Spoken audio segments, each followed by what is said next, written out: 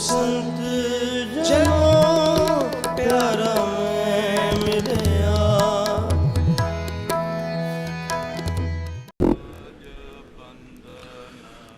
सिमरो अंगद दुख निकंद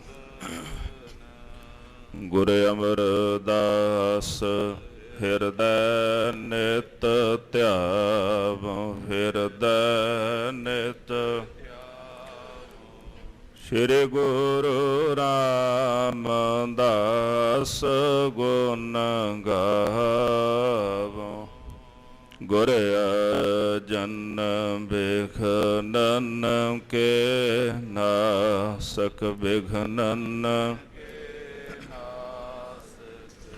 हर गोबिंद शुभ समत प्रकाशक श्री हर राय मोकार जोरी नमो। श्री हर कृष्ण मनाओ तेग बहादुर परम कृपाला जी परम कृपाला। श्री गुरु गोबिंद सिंह बिसाला तरो तरा पर पुन पुन सीसा जी पुन पुन सीसा।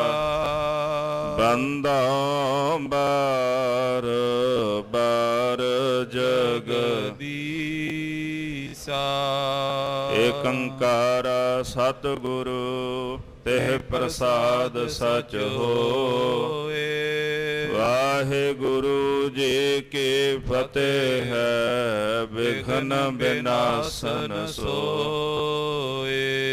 जिस मह अमृत ज्ञान है मानक भगत बैराग। गुरु ग्रंथ साहिब उधद बंदों कर अनुराग। जिस मह अमृत ज्ञान है मानक भगत बैराग। गुरु ग्रंथ साहिब उधद बंदों कर अनुराग।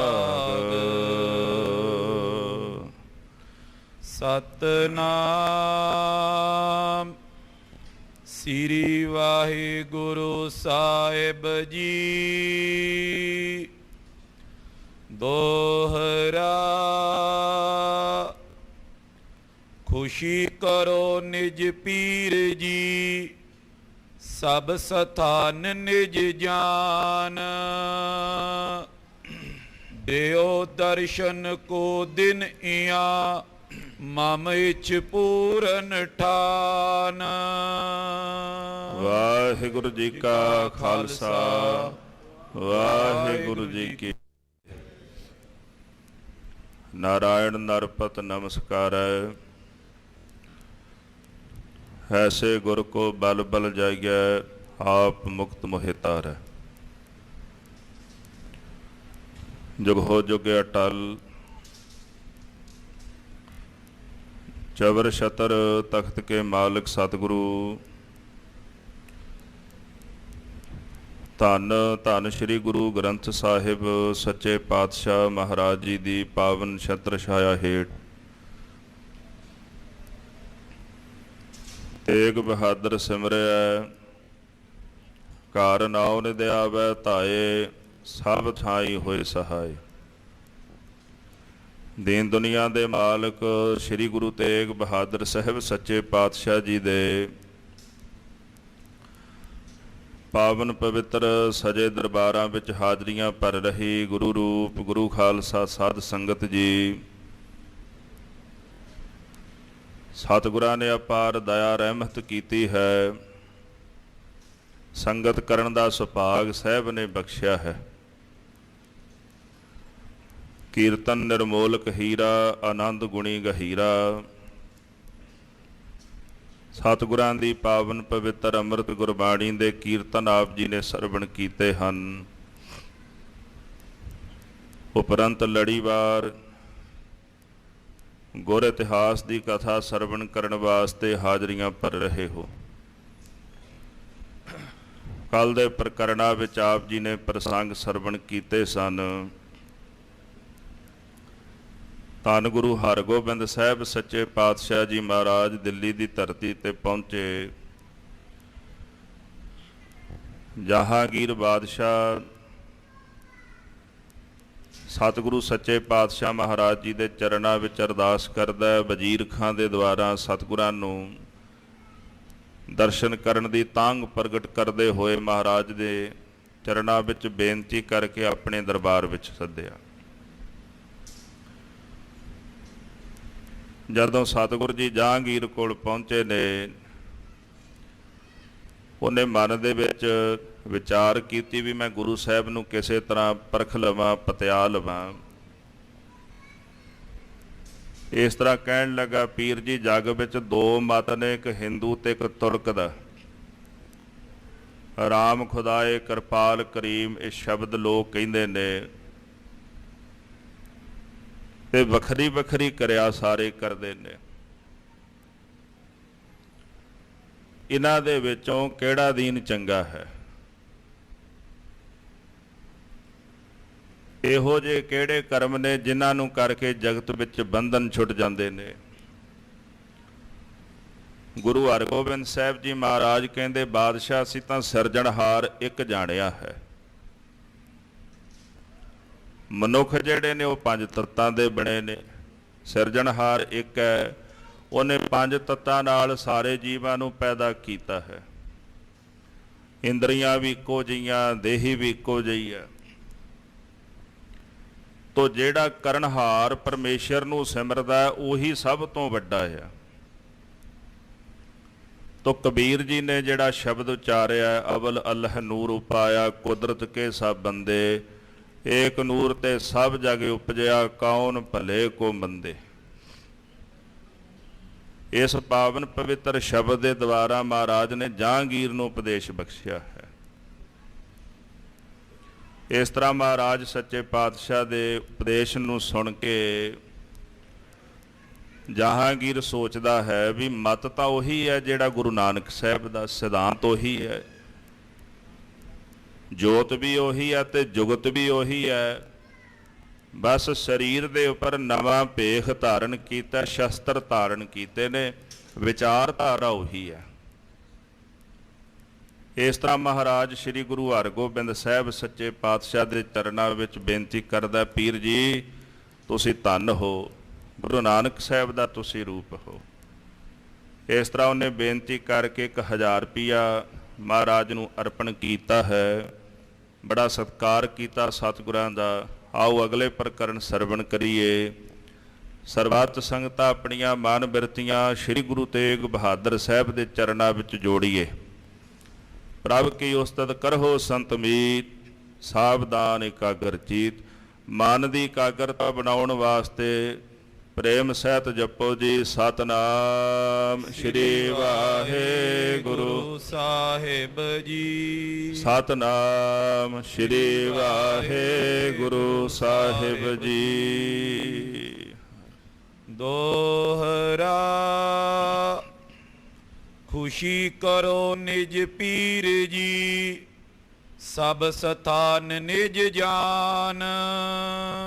ਜਹਾਂਗੀਰ ਸਤਿਗੁਰਾਂ ਦੇ ਚਰਨਾਂ ਵਿੱਚ ਬੇਨਤੀ ਕਰਦਾ, ਪੀਰ ਜੀ ਆਪਣੀ ਖੁਸ਼ੀ ਮੇਰੇ ਉੱਪਰ ਕਰੋ, ਇਸੇ ਤਰ੍ਹਾਂ ਆਪਣੀ ਦਇਆ ਰਹਿਮਤ ਮੇਰੇ ਤੇ ਬਣਾ ਕੇ ਰੱਖਣਾ। ਇੱਥੇ ਜਿੰਨੇ ਵੀ ਥਾਂ ਨੇ ਸਭ ਮਹਾਰਾਜ ਆਪ ਜੀ ਦੇ ਹੀ ਥਾਂ ਨੇ, ਆਪ ਜੀ ਸਭਨਾਂ ਦੇ ਮਾਲਕ ਹੋ। ਦਿਓ ਦਰਸ਼ਨ ਕੋ ਦਿਨ ਇਆਂ, ਮਮ ਇਚ ਪੂਰਨ ਠਾਨ। ਮੇਰੇ ਮਨ ਦੀ ਇੱਛਾ ਹੈ ਕਿ ਮੈਂ ਤੁਹਾਡੇ ਦੀਦਾਰ ਕਰਾਂ। ਕਿਰਪਾ ਕਰਕੇ ਕੁਝ ਕੁ ਦਿਨ ਆਪ ਜੀ ਇੱਥੇ ਟਿਕੋ ਤੇ ਨਿਤਾ ਪ੍ਰਤੀ ਮੈਂ ਤੁਹਾਡੇ ਦੀਦਾਰ ਕਰਾਂ, ਜਿਹਦੇ ਨਾਲ ਮੇਰੀ ਇੱਛਾ ਪੂਰਨ ਹੋ ਜਾਵੇ। ਚੌਪਈ ਇਮ ਕੈ ਸੁਨ ਕੈ ਕਰੀ ਵਿਸਰਜਨ।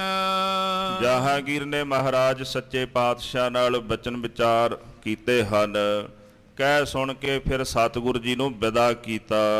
ਉਟ ਨਿਕਸੀਲੇ ਆਪਣੇ ਸਿੱਖ ਜਨ, ਆਪਣੇ ਗੁਰਸਿੱਖਾਂ ਯੋਧਿਆਂ ਨੂੰ ਨਾਲ ਲੈ ਕੇ ਸਤਿਗੁਰੂ ਜੀ ਬਾਦਸ਼ਾਹ ਦੇ ਦਰਬਾਰ ਵਿੱਚੋਂ ਬਾਹਰ ਨੂੰ ਚਲੇ ਗਏ। ਸ਼ਾਹ ਸਭਾ ਬਰਖਾਸਤ ਪਈ, ਜਹਾਂਗੀਰ ਦੀ ਸਭਾ ਬਰਖਾਸਤ ਹੋ ਗਈ ਹੈ। ਨਿਜ ਨਿਜ ਤਾਨ ਸਕਲ ਚਲ ਗਈ। ਜਿਤਨੇ ਵੀ ਉਮਰਾਵ ਆਦਿਕ ਸੂਬੇ ਬੈਠੇ ਸਨ ਸਭਾ ਵਿੱਚੋਂ ਉੱਠ ਕੇ ਆਪਣੇ ਆਪਣੇ ਥਾਵਾਂ ਤੇ ਚਲੇ ਗਏ। ਆਏ ਸ਼੍ਰੀ ਸਤਿਗੁਰ ਨਿਜ ਡੇਰੇ, ਮੇਰੀ ਪੀਰੀ ਦੇ ਮਾਲਕ ਧੰਨ ਗੁਰੂ ਹਰਗੋਬਿੰਦ ਸਾਹਿਬ ਜੀ ਆਪਣੇ ਪੜਾਅ ਤੇ ਆਪਣੇ ਡੇਰੇ ਵਾਪਸ ਆ ਗਏ। ਚੌਂ ਦਿਸ਼ ਬੰਧਨ ਹੋਤ ਕਨੇਰੇ, ਜਿੱਥੋਂ ਜਿੱਥੋਂ ਮਹਾਰਾਜ ਲੰਘਦੇ ਨੇ ਚਾਰ ਚੁੱਕਦੇ ਨੇ।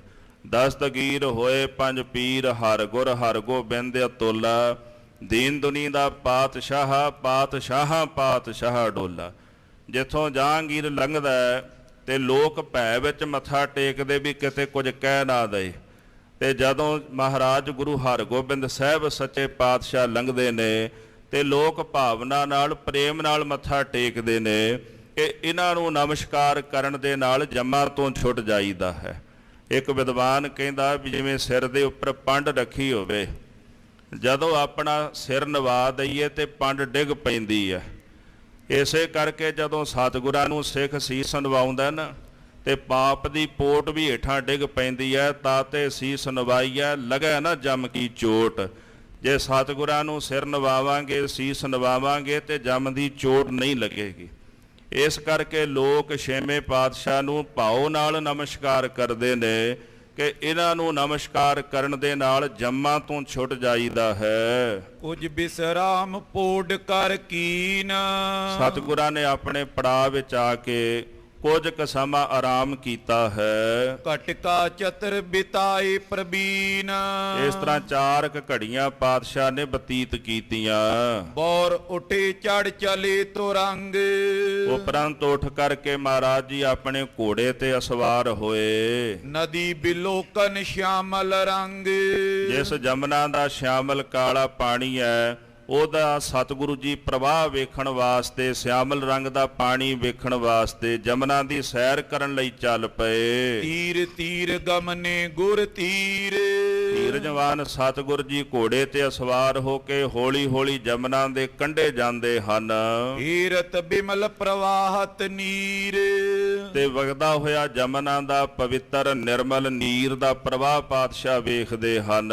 ਦੂਰ ਇਕਾਂਤ ਥਾਨ ਬਹੁ ਸੁੰਦਰ, ਸਤਿਗੁਰ ਜੀ ਆਪਣੇ ਪੜਾਅ ਤੋਂ ਚੱਲਦੇ ਦੂਰ ਨਿਕਲ ਗਏ। ਇੱਕ ਜਗ੍ਹਾ ਤੇ ਬੜੀ ਸੁੰਦਰ ਤੇ ਇਕਾਂਤ ਥਾਂ ਮਹਾਰਾਜ ਨੇ ਵੇਖੀ। ਉਤਰ ਪਰੇ ਤੈ ਸ਼੍ਰੀ ਗੁਣ ਮੰਦਰ, ਜਿਹੜੇ ਪਾਤਸ਼ਾਹ ਗੁਣਾਂ ਦਾ ਘਰ, ਸਰਬ ਗੁਣਾਂ ਦਾ ਭੰਡਾਰ, ਸਰਬ ਗੁਣਾਂ ਦਾ ਖਜ਼ਾਨਾ ਨੇ, ਐਸੇ ਪਾਤਸ਼ਾਹ ਆਪਣੇ ਘੋੜੇ ਤੋਂ ਹੇਠਾਂ ਉਤਰ ਪਏ। ਜਲ ਕਰ ਚਰਨ ਪਖਾਰਨ ਕਰੇ, ਸਤਿਗੁਰ ਜੀ ਨੇ ਜਮਨਾ ਦੇ ਪਾਣੀ ਦੇ ਵਿੱਚ ਜਾ ਕਰਕੇ ਆਪਣੇ ਚਰਨ ਪੈਰ ਧੋਣੇ ਕੀਤੇ ਹਨ।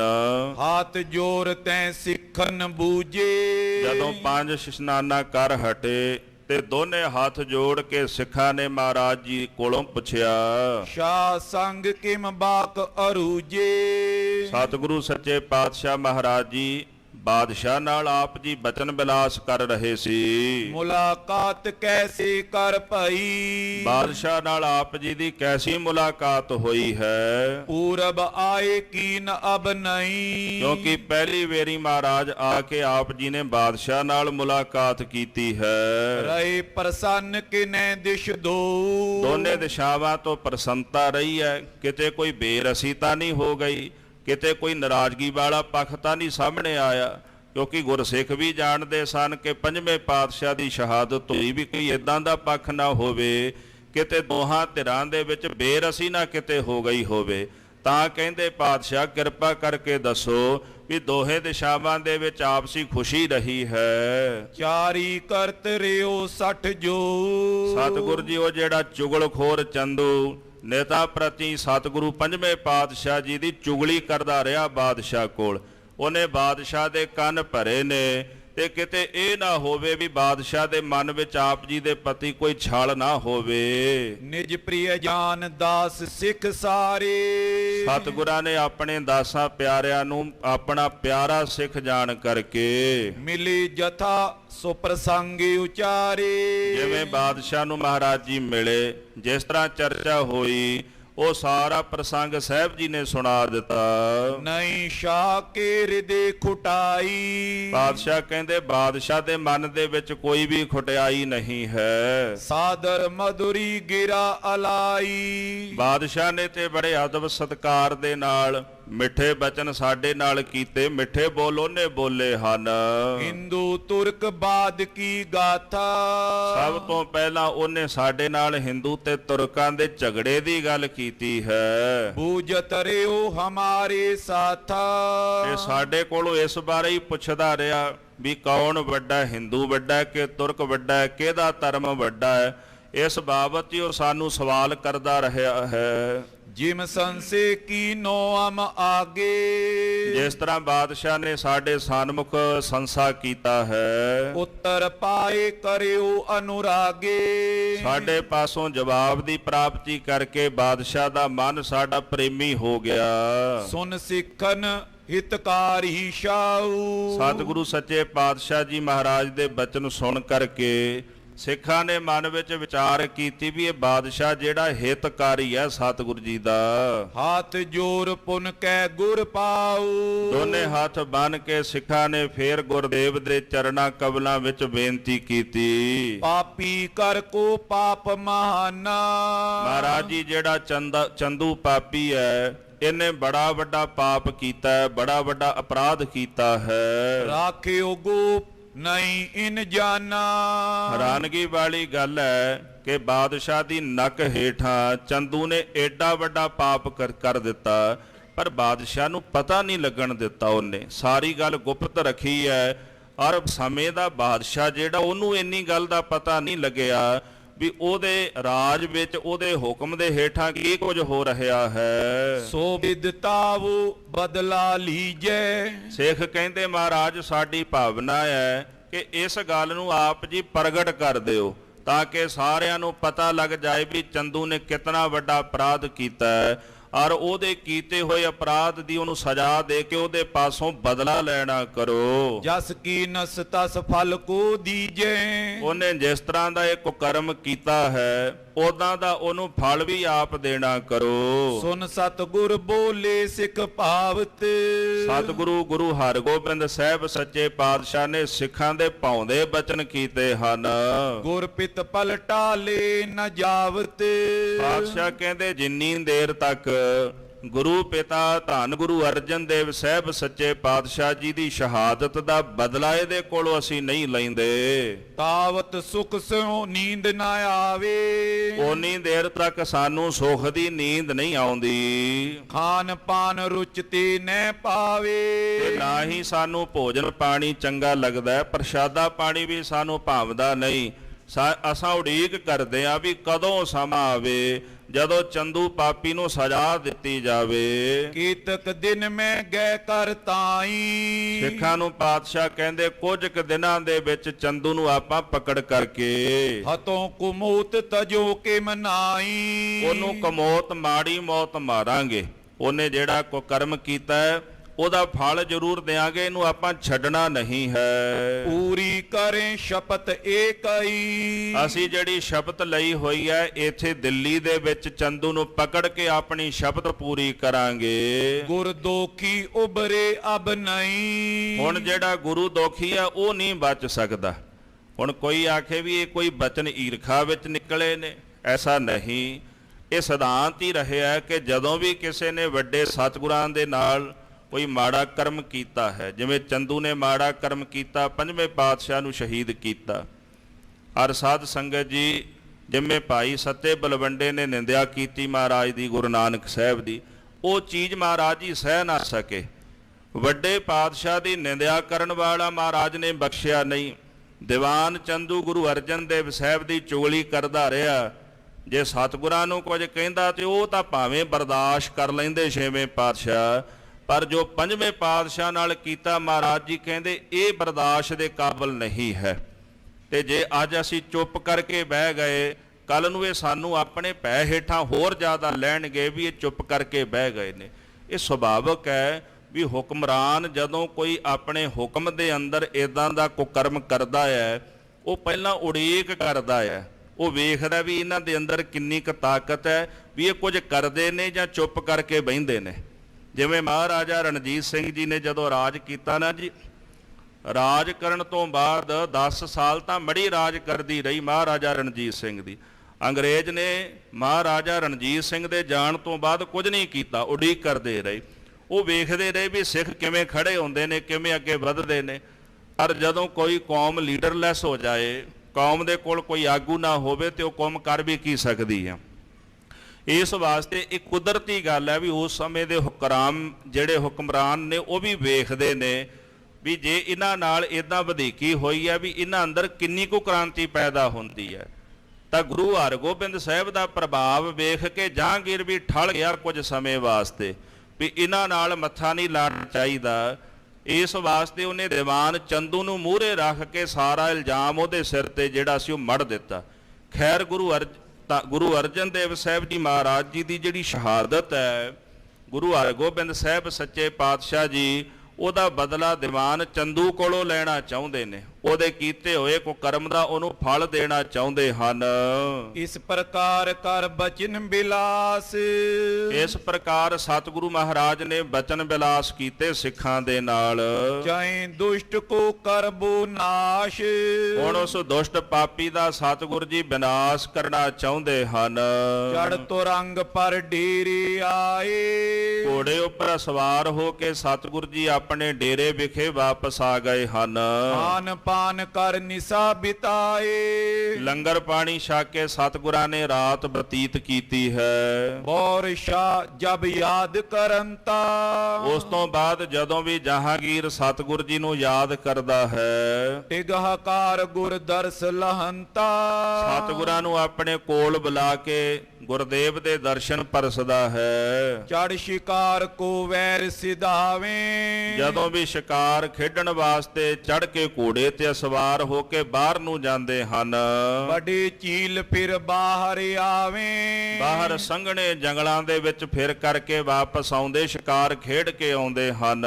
ਭਾਈ ਸ਼ਾਹ ਕੋ ਸੁਧ ਗੁਰ ਕੇਰੀ, ਜਦੋਂ ਜਹਾਂਗੀਰ ਨੂੰ ਇਸ ਗੱਲ ਦੀ ਖਬਰ ਲੱਗੀ ਕਿ ਸਤਿਗੁਰ ਜੀ ਰੋਜ਼ ਸ਼ਿਕਾਰ ਖੇਡਣ ਵਾਸਤੇ ਜਾਂਦੇ ਹਨ, ਖਿਲਤ ਅਖੀਰ ਬ੍ਰਿਤੀ ਬਹੁ ਤੇਰੀ, ਕਿ ਇਹ ਵੀ ਬਹੁਤ ਸ਼ਿਕਾਰ ਖੇਡਦੇ, ਇਹਨਾਂ ਨੂੰ ਵੀ ਸ਼ਿਕਾਰ ਖੇਡਣ ਦਾ ਬੜਾ ਭਾਰੀ ਸ਼ੌਂਕ ਹੈ। ਇੱਕ ਦਿਨ ਲੈ ਕਰ ਆਪਣੇ ਸੰਗ, ਇੱਕ ਦਿਨ ਜਹਾਂਗੀਰ ਬੇਨਤੀ ਕਰਕੇ ਸਤਿਗੁਰਾਂ ਨੂੰ ਆਪਣੇ ਨਾਲ ਸ਼ਿਕਾਰ ਖੇਡਣ ਵਾਸਤੇ ਲੈ ਗਿਆ।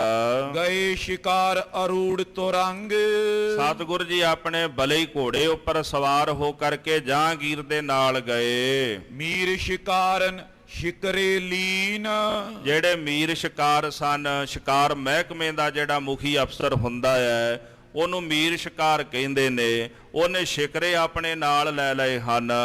ਜੁਰਰੇ ਬਾਜ ਅਰ ਸਵਾਨ ਕੋਈਨ, ਇਸੇ ਤਾਂ ਜੁਰਰੇ ਬਾਜ ਤੇ ਜਿਹੜੇ ਸ਼ਿਕਾਰੀ ਕੁੱਤੇ ਹੁੰਦੇ ਨੇ ਕੁਹੀਨਾ ਆਪਣੇ ਨਾਲ ਲੈ ਲਈਆਂ। ਗਨ ਗਡੀਰਨ ਪਰ ਹੈ ਚੀਤੇ, ਬਹੁਤ ਸਾਰੇ ਗੱਡਿਆਂ ਦੇ ਉੱਪਰ ਕਹਿੰਦੇ ਇਹਨਾਂ ਨੂੰ ਰੱਖਿਆ ਗਿਆ ਹੈ। ਕਾਨਨ ਗਮਨੇ ਮ੍ਰਿਗ ਪੈ ਪੀਤੇ, ਜਦੋਂ ਜੰਗਲ ਨੂੰ ਗਏ ਤੇ ਜੰਗਲ ਦੇ ਜਿੰਨੇ ਮ੍ਰਿਗ ਹਰਨ ਨੇ ਭੈ ਪੀਤ ਹੋ ਗਏ ਹਨ। ਅਤੇ ਝਪਟ ਤੇ ਲਪਟ ਬੇਹੰਗਾ, ਜਿਹੜੇ ਸ਼ਿਕਾਰੀ ਪੰਛੀ ਬਾਜ ਆਦਿਕ ਨੇ ਉਹਨਾਂ ਨੂੰ ਆਕਾਸ਼ ਵਿੱਚ ਛੱਡ ਦਿੱਤਾ ਗਿਆ। ਆਕਾਸ਼ ਵਿੱਚ ਜਾ ਕੇ ਝਪਟੇ ਮਾਰ ਮਾਰ ਕੇ ਪੰਛੀਆਂ ਦਾ ਸ਼ਿਕਾਰ ਉਹਨਾਂ ਨੇ ਕੀਤਾ ਹੈ। ਸ਼ੂਕਰ ਸੱਸੇ ਚੰਖਾਰ ਕੁਰੰਗਾ, ਇਸੇ ਪ੍ਰਕਾਰ ਫਿਰ ਸ਼ਿਕਾਰੀ ਕੁੱਤੇ ਛੱਡੇ ਗਏ। ਕਿਤੇ ਸ਼ੂਕਰ ਜਿਹੜੇ ਜੰਗਲੀ ਸੂਰ ਨੇ, ਸਹੇ ਨੇ ਚੰਖਾਰ ਤੇ ਜਿਹੜੇ ਕੁਰੰਗ ਆਦਿਕ ਉਹਨਾਂ ਦਾ ਸ਼ਿਕਾਰ ਕੀਤਾ। ਚੰਖਾਰ ਕਹਿੰਦੇ ਨੇ 12 ਸਿੰਘਾਂ ਨੂੰ, ਤੇ ਕੁਰੰਗ ਕਹਿੰਦੇ ਨੇ ਹਰਨ ਨੂੰ। ਇਦਾਂ 12 ਸਿੰਘਾਂ ਤੇ ਹਰਨ ਦਾ ਸ਼ਿਕਾਰ ਕੀਤਾ ਹੈ। ਉਹ ਤੁਪਕਨ ਤੇ ਮਾਰ ਗਿਰਾਏ, ਕਈਆਂ ਨੂੰ ਤਾਂ ਗੋਲੀ ਮਾਰ ਕੇ ਮਾਰ ਸੁੱਟਿਆ। ਉਹ ਤੀਰਨ ਤਰਵਾਰਨ ਕਾਏ, ਕਈਆਂ ਨੂੰ ਤੀਰਾਂ ਦੇ ਨਾਲ ਮਾਰਿਆ ਤੇ ਕਈਆਂ ਨੂੰ ਤੇਗਾਂ ਨਾਲ ਝਟਕਾ ਦਿੱਤਾ। ਪਾਡੇ ਘੇਰ ਘੇਰ ਗੁਰ ਮਾਰੇ, ਮਹਾਰਾਜ ਗੁਰੂ ਹਰਗੋਬਿੰਦ ਸਾਹਿਬ ਸੱਚੇ ਪਾਤਸ਼ਾਹ ਨੇ ਘੋੜਾ ਦੌੜਾ ਕੇ ਇਹਨਾਂ ਜਾਨਵਰਾਂ ਦੇ ਨੇੜੇ ਜਾ ਜਾ ਕੇ ਤੇਗ ਨਾਲ ਇਹਨਾਂ ਦਾ ਸ਼ਿਕਾਰ ਕੀਤਾ ਹੈ। ਕਰ ਲਾਗਵਤਾ ਤੀਰ ਪ੍ਰਹਾਰੇ, ਬੜੀ ਫੁਰਤੀ ਦੇ ਨਾਲ ਸਤਿਗੁਰ ਜੀ ਤੀਰਾਂ ਦਾ ਪ੍ਰਹਾਰ ਕਰਦੇ ਹਨ। ਪਾੜੇ ਘੇਰ ਘੇਰ ਗੁਰ ਮਾਰੇ, ਇਸੇ ਤਰ੍ਹਾਂ ਮਹਾਰਾਜ ਨੇ ਤੇਜ਼ੀ ਨਾਲ ਘੇਰ ਘੇਰ ਕੇ ਇਹਨਾਂ ਦਾ ਸ਼ਿਕਾਰ ਕੀਤਾ ਹੈ। ਨਿਜ ਆਗੇ ਕੋ ਜਾਨ ਨ ਦਿਓ, ਕਿਸੇ ਨੂੰ ਵੀ ਆਪਣੇ ਤੋਂ ਅੱਗੇ ਨੂੰ ਜਾਣ ਨਹੀਂ ਦਿੱਤਾ ਪਾਤਸ਼ਾਹ ਨੇ। ਤੁਰ ਕੇ ਸ਼ਰਹੀਰਤ ਹਿਤਈਓ, ਤੇ ਜਦੋਂ ਬਾਦਸ਼ਾਹ ਜਹਾਂਗੀਰ ਮਹਾਰਾਜ ਸੱਚੇ ਪਾਤਸ਼ਾਹ ਜੀ ਦੀ ਐਸੀ ਲੀਲਾ ਨੂੰ ਵੇਖਦਾ ਹੈ, ਸ਼ਿਕਾਰ ਖੇਡਦਿਆਂ ਨੂੰ ਵੇਖਦਾ, ਤੇ ਉਹ ਬੜਾ ਹੈਰਾਨ ਹੁੰਦਾ ਹੈ। ਕਿਉਂਕਿ ਗੁਰੂ ਘਰ ਦੇ ਵਿੱਚ ਜੇ ਵੇਖੀਏ ਵੀ ਇਹ ਕਲਾ ਪਹਿਲੀ ਵਾਰੀ ਬਾਦਸ਼ਾਹ ਨੇ ਕਿਤੇ ਵੇਖੀ ਹੋਵੇਗੀ, ਤੇ ਆਪਣੀ ਅੱਖਾਂ ਨਾਲ ਜਿਹਨੇ ਬਾਦਸ਼ਾਹੀ ਠਾਠ ਰੱਖਿਆ ਹੈ, ਆਪਣੇ ਬਰਾਬਰ ਦਾ ਯੋਧਾ ਪਹਿਲੀ ਵਾਰੀ ਬਾਦਸ਼ਾਹ ਨੇ ਵੇਖਿਆ ਹੋਵੇਗਾ ਵੀ ਇਦਾਂ ਦੇ ਯੋਧੇ ਵੀ ਹੁੰਦੇ ਨੇ। ਵੇਖ ਵੇਖ ਕੇ ਉਹਦੇ ਹਿਰਦੇ ਵਿੱਚ ਮਹਾਰਾਜ ਦੇ ਪ੍ਰਤੀ ਬੜਾ ਪ੍ਰੇਮ ਪੈਦਾ ਹੁੰਦਾ ਹੈ। ਆਯੁਧ ਵਿਦਿਆ ਮੈਂ ਵੱਡ ਜਾਣੇ, ਬਾਦਸ਼ਾਹ ਸਮਝ ਗਿਆ ਕਿ ਸਤਿਗੁਰ ਜੀ ਸ਼ਸਤਰ ਵਿਦਿਆ ਦੇ ਵਿੱਚ ਬੜੇ ਮਾਹਰ ਹਨ। ਦੇਖ ਤਮਾਸ਼ੋ ਉਰਹਰ ਖਾਨੇ, ਜਿਉਂ-ਜਿਉਂ ਮਹਾਰਾਜ ਜੀ ਸ਼ਿਕਾਰ ਖੇਡਦੇ ਨੇ ਤੇ ਤਮਾਸ਼ਾ ਵੇਖ ਵੇਖ ਕੇ ਜਹਾਂਗੀਰ ਖੁਸ਼ ਹੁੰਦਾ ਹੈ। ਸੁਨਿਓ ਪ੍ਰਥਮ ਕਿਤ ਕੇ ਹਰ ਬਲੀ, ਜਹਾਂਗੀਰ ਨੇ ਪਹਿਲਾਂ ਕਿਤੇ ਸੁਣਿਆ ਸੀ ਵੀ ਇੱਥੇ ਬੜਾ ਬਲੀ ਤੇ ਖੰਖਾਰੂ ਸ਼ੇਰ ਰਹਿੰਦਾ ਹੈ। ਖੰਖਾਰੂ ਸ਼ੇਰ ਉਹਨੂੰ ਕਹਿੰਦੇ ਜਿਹੜਾ ਬੰਦੇ ਮਾਰ ਕੇ ਉਹਨਾਂ ਦਾ ਮਾਸ ਖਾਂਦਾ ਹੈ। ਜਦੋਂ ਸ਼ੇਰ ਦੇ ਦੰਦਾਂ ਨੂੰ ਲਹੂ ਲੱਗ ਜਾਂਦਾ ਜੀ ਇਨਸਾਨ ਦਾ, ਉਹ ਮੁੜ ਕੇ ਪਸ਼ੂ ਨਹੀਂ ਮਾਰਦਾ, ਫਿਰ ਉਹ ਬੰਦੇ ਮਾਰ ਕੇ ਖਾਂਦਾ ਹੈ। ਆਦਮਖੋਰ ਜਿਹਾ ਬਣ ਜਾ, ਨੂੰ ਖੰਖਾਰੂ ਸ਼ੇਰ ਕਹਿੰਦੇ ਨੇ। ਤੇ ਬਾਦਸ਼ਾਹ ਨੇ ਸੁਣਿਆ ਸੀ ਵੀ ਇੱਧਰ ਕੋਈ ਖੰਖਾਰੂ ਸ਼ੇਰ ਰਹਿੰਦਾ ਹੈ। ਭਾਈ ਸ਼ਾਹ ਕੇ ਉਰ ਸੁਧ ਪਲੀ, ਉਹਨੂੰ ਯਾਦ ਆ ਗਿਆ, ਉਹਦੇ ਹਿਰਦੇ ਵਿੱਚ ਇਹ ਗੱਲ ਜਿਹੜੀ ਉਹਨੂੰ ਚੇਤੇ ਆ ਗਈ ਹੈ। ਪਨਿਓ ਸਬਨ ਸੋ ਕਰੋ ਪਿਆਨਾ, ਉਹਨੇ ਆਪਣੇ ਸਾਰੇ ਸਾਥੀਆਂ ਨੂੰ ਆਖਿਆ ਵੀ ਸਾਰੇ ਜਾਣੇ ਇੱਥੋਂ ਕੂਚ ਕਰ ਜਾਵੋ। ਜਿਤ ਦਿਸ਼ ਕੇ ਅਰ ਸੁਨਿਓ ਮਾਨਾ, ਜਿਸ ਦਿਸ਼ਾ ਵੱਲ ਆਪਾਂ ਸੁਣਿਆ ਵੀ ਸ਼ੇਰ ਰਹਿੰਦਾ ਉਧਰ ਨੂੰ ਕੂਚ ਕਰ ਜਾਵੋ। ਤਬ ਆਗੂ ਹੋਏ ਲੇ ਗੁਰ ਸੰਗ, ਇਸ ਤਰ੍ਹਾਂ ਆਪ ਮੂਹਰੀ ਹੋ ਕਰਕੇ ਜਹਾਂਗੀਰ ਨੇ ਛੇਵੇਂ ਪਾਤਸ਼ਾਹ ਗੁਰੂ ਹਰਗੋਬਿੰਦ ਸਾਹਿਬ ਜੀ ਨੂੰ ਨਾਲ ਲੈ ਲਿਆ। ਚਲਿਓ ਸ਼ਾਹ ਚੜ ਤੁੰਗ ਮਤੰਗ, ਸਾਧ ਸੰਗਤ ਉੱਚੇ ਹਾਥੀ ਤੇ ਬਹਿ ਗਿਆ ਜਹਾਂਗੀਰ, ਤੇ ਸਤਿਗੁਰ ਜੀ ਨੂੰ ਨਾਲ ਲੈ ਕੇ ਚੱਲ ਪਿਆ ਹੈ। ਭੋਜਨ ਕਰਿਓ ਸੁਕਾਨਨ ਜਬੇ, ਜਿਸ ਜਗ੍ਹਾ ਤੇ ਸ਼ੇਰ ਰਹਿੰਦਾ ਸੀ ਉੱਥੇ ਜਾ ਪਹੁੰਚੇ, ਤੇ ਜੰਗਲ ਵਿੱਚ ਜਾ ਕਰਕੇ ਮੀਰ ਸ਼ਿਕਾਰਾ ਨੇ ਉਹ ਜਗ੍ਹਾ ਖੋਜੀ ਜਿੱਥੇ ਸ਼ੇਰ ਰਹਿੰਦਾ ਸੀ। ਭਬਕਤ ਨਿਕਸਿਓ ਕੇ ਅਰ ਤਬੇ, ਝੱਲਾਂ ਵਿੱਚ ਝਾੜਾਂ ਵਿੱਚ ਲੁਕ ਕੇ ਬੈਠਾ ਸੀ ਸ਼ੇਰ। ਜਦੋਂ ਉਹਨੇ ਸ਼ੋਰ ਸੁਣਿਆ ਤੇ ਉਸੇ ਵਕਤ ਭਬਕ ਮਾਰਦਾ ਹੋਇਆ ਝੱਲ ਦੇ ਵਿੱਚੋਂ ਬਾਹਰ ਨੂੰ ਨਿਕਲਿਆ ਹੈ। ਹੀਰਤ ਸੂਰਾ ਕਿਤਕ ਪਲਾਏ, ਆਉਂਦੇ ਹੋਏ ਸ਼ੇਰ ਨੂੰ ਵੇਖ ਕਰਕੇ ਕਈ ਸੂਰਮੇ ਡਰਦੇ ਮਾਰੇ ਉਥੋਂ ਕਾਇਰ ਬਣ ਕੇ ਭੱਜ ਗਏ। ਕੋ ਸੁਨ ਸ਼ਬਦ ਨਿਕਟ ਨੇ ਆਏ, ਤੇ ਕਿਸੇ ਨੇ ਸ਼ੇਰ ਦੀ ਗਰਜਵੀਂ ਆਵਾਜ਼ ਸੁਣੀ ਤੇ ਡਰਦਾ ਮਾਰਾ ਉਹਦੇ ਨੇੜੇ ਨਹੀਂ ਆਇਆ। ਗਜ ਨੇ ਗਮਨੇ ਘੋਰ ਸੋਰਾ, ਜਿਹੜੇ ਸਾਧ ਸੰਗਤ ਜੀ ਹਾਥੀ ਸਨ, ਨਾ ਤਾਂ ਉਹ ਅਗਾਂਹ ਵਧੇ ਤੇ ਨਾ ਹੀ ਕਹਿੰਦੇ ਘੋੜੇ ਯੋਧਿਆਂ ਦੇ ਅੱਗੇ ਨੂੰ ਗਏ ਹਨ। ਸ਼ਾਹ ਮਤੰਗ ਥਿਰੇ ਨੇ ਕੈਸੇ, ਤੇ ਬਾਦਸ਼ਾਹ ਦਾ ਜਿਹੜਾ ਹਾਥੀ ਸੀ ਉਹ ਡਰ ਗਿਆ ਸ਼ੇਰ ਦੀ ਗਰਜ ਸੁਣ ਕੇ, ਤੇ ਉਹ ਠਹਿਰਦਾ ਨਹੀਂ, ਇੱਧਰ ਉੱਧਰ ਨੂੰ ਭੱਜਦਾ ਹੈ। ਮਹਾਬੀਰ ਤੇ ਕਾਇਰ ਜੈਸੇ, ਜਿਵੇਂ ਕਿਸੇ ਮਹਾਂਵੀਰ ਯੋਧੇ ਤੋਂ ਕਾਇਰ ਗੀਦੀ ਡਰਦਾ ਹੈ, ਇਸੇ ਤਰ੍ਹਾਂ ਸ਼ੇਰ ਦੀ ਗਰਜ ਤੋਂ ਉਸ ਵਕਤ ਬਾਦਸ਼ਾਹ ਦਾ ਹਾਥੀ ਡਰਨ ਲੱਗ ਪਿਆ। ਤਬ ਪੁਕਾਰ ਗੁਰ ਸੋ ਕਹਿਓ, ਬਾਦਸ਼ਾਹ ਨੇ ਵੇਖਿਆ ਵੀ ਸ਼ੇਰ ਵੱਧਦਾ ਆਉਂਦਾ ਜੇ, ਤੇ ਸਾਡੇ ਕਿਸੇ ਸਾਥੀ ਕੋਲੋਂ ਇਹ ਸੰਭਾਲਿਆ ਨਹੀਂ ਜਾਣਾ। ਇਹਨੇ ਫਿਰ ਪੁਕਾਰ ਕੀਤੀ, ਆਵਾਜ਼ ਮਾਰੀ, ਸਤਿਗੁਰ ਜੀ ਦੇ ਚਰਨਾਂ ਵਿੱਚ ਬੇਨਤੀ ਕੀਤੀ। ਖਰੇ ਸੁ ਧੀਰਜ ਕੋ ਜਬ ਲਿਓ, ਉਹਨੇ ਵੇਖਿਆ ਵੀ ਮਹਾਰਾਜ ਬੜੇ ਧੀਰਜ ਨਾਲ ਖਲੋਤੇ ਨੇ, ਬਾਕੀ ਸਾਰੇ ਡਰ ਗਏ, ਕੋਈ ਭੱਜ ਗਿਆ, ਕੋਈ ਅੱਗੇ ਨਹੀਂ ਵੱਧਦਾ, ਕਿਸੇ ਦਾ ਘੋੜਾ ਉਸ ਪਾਸੇ ਨਹੀਂ ਜਾਂਦਾ, ਥਰ ਥਰ ਸਾਰੇ ਕੰਬ ਰਹੇ ਨੇ। ਪਰ ਮਹਾਰਾਜ ਗੁਰੂ ਹਰਗੋਬਿੰਦ ਸਾਹਿਬ ਜੀ ਬੜੇ ਧੀਰਜ ਨਾਲ ਉੱਥੇ ਘੋੜੇ ਤੇ ਖਲੋਤੇ ਰਹੇ, ਤੇ ਸ਼ੇਰ ਵੱਲ ਵੇਖਦੇ ਰਹੇ ਪਾਤਸ਼ਾਹ ਜੀ। ਤੇ ਜਦੋਂ ਜਹਾਂਗੀਰ ਨੇ ਵੇਖਿਆ ਵੀ ਇਹ ਤਾਂ ਬੜੇ ਧੀਰਜ ਨਾਲ ਖਲੋਤੇ, ਆਪਣੀ ਜਗ੍ਹਾ ਤੋਂ ਹੱਲੇ ਨਹੀਂ ਹਨ, ਤੁਮ ਹੀ ਕਰੋ ਪ੍ਰਹਾਰਨ ਇਸੇ।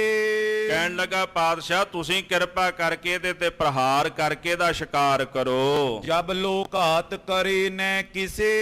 ਕਿਰਪਾ ਕਰੋ ਜਿੰਨੀ ਦੇਰ ਤੱਕ ਇਹ ਕਿਸੇ ਨੂੰ ਮਾਰਦਾ ਨਹੀਂ ਨਾ, ਉਸ ਤੋਂ ਪਹਿਲਾਂ ਪਹਿਲਾਂ ਹੀ ਇਹਦਾ ਸ਼ਿਕਾਰ ਆਪ ਜੀ ਕਰ ਦਿਓ, ਦੇਰੀ ਨਾ ਲਾਇਓ, ਕਿਤੇ ਇਹ ਨਾ ਹੋਵੇ ਵੀ ਸਾਡੇ ਵੱਲ ਵੱਢ ਕੇ ਸਾਡਾ ਹੀ ਸ਼ਿਕਾਰ ਕਰ ਦੇਵੇ। ਸ਼੍ਰੀ ਸਤਿਗੁਰ ਹੋਰਾ ਤਬ ਛੋਰਾ।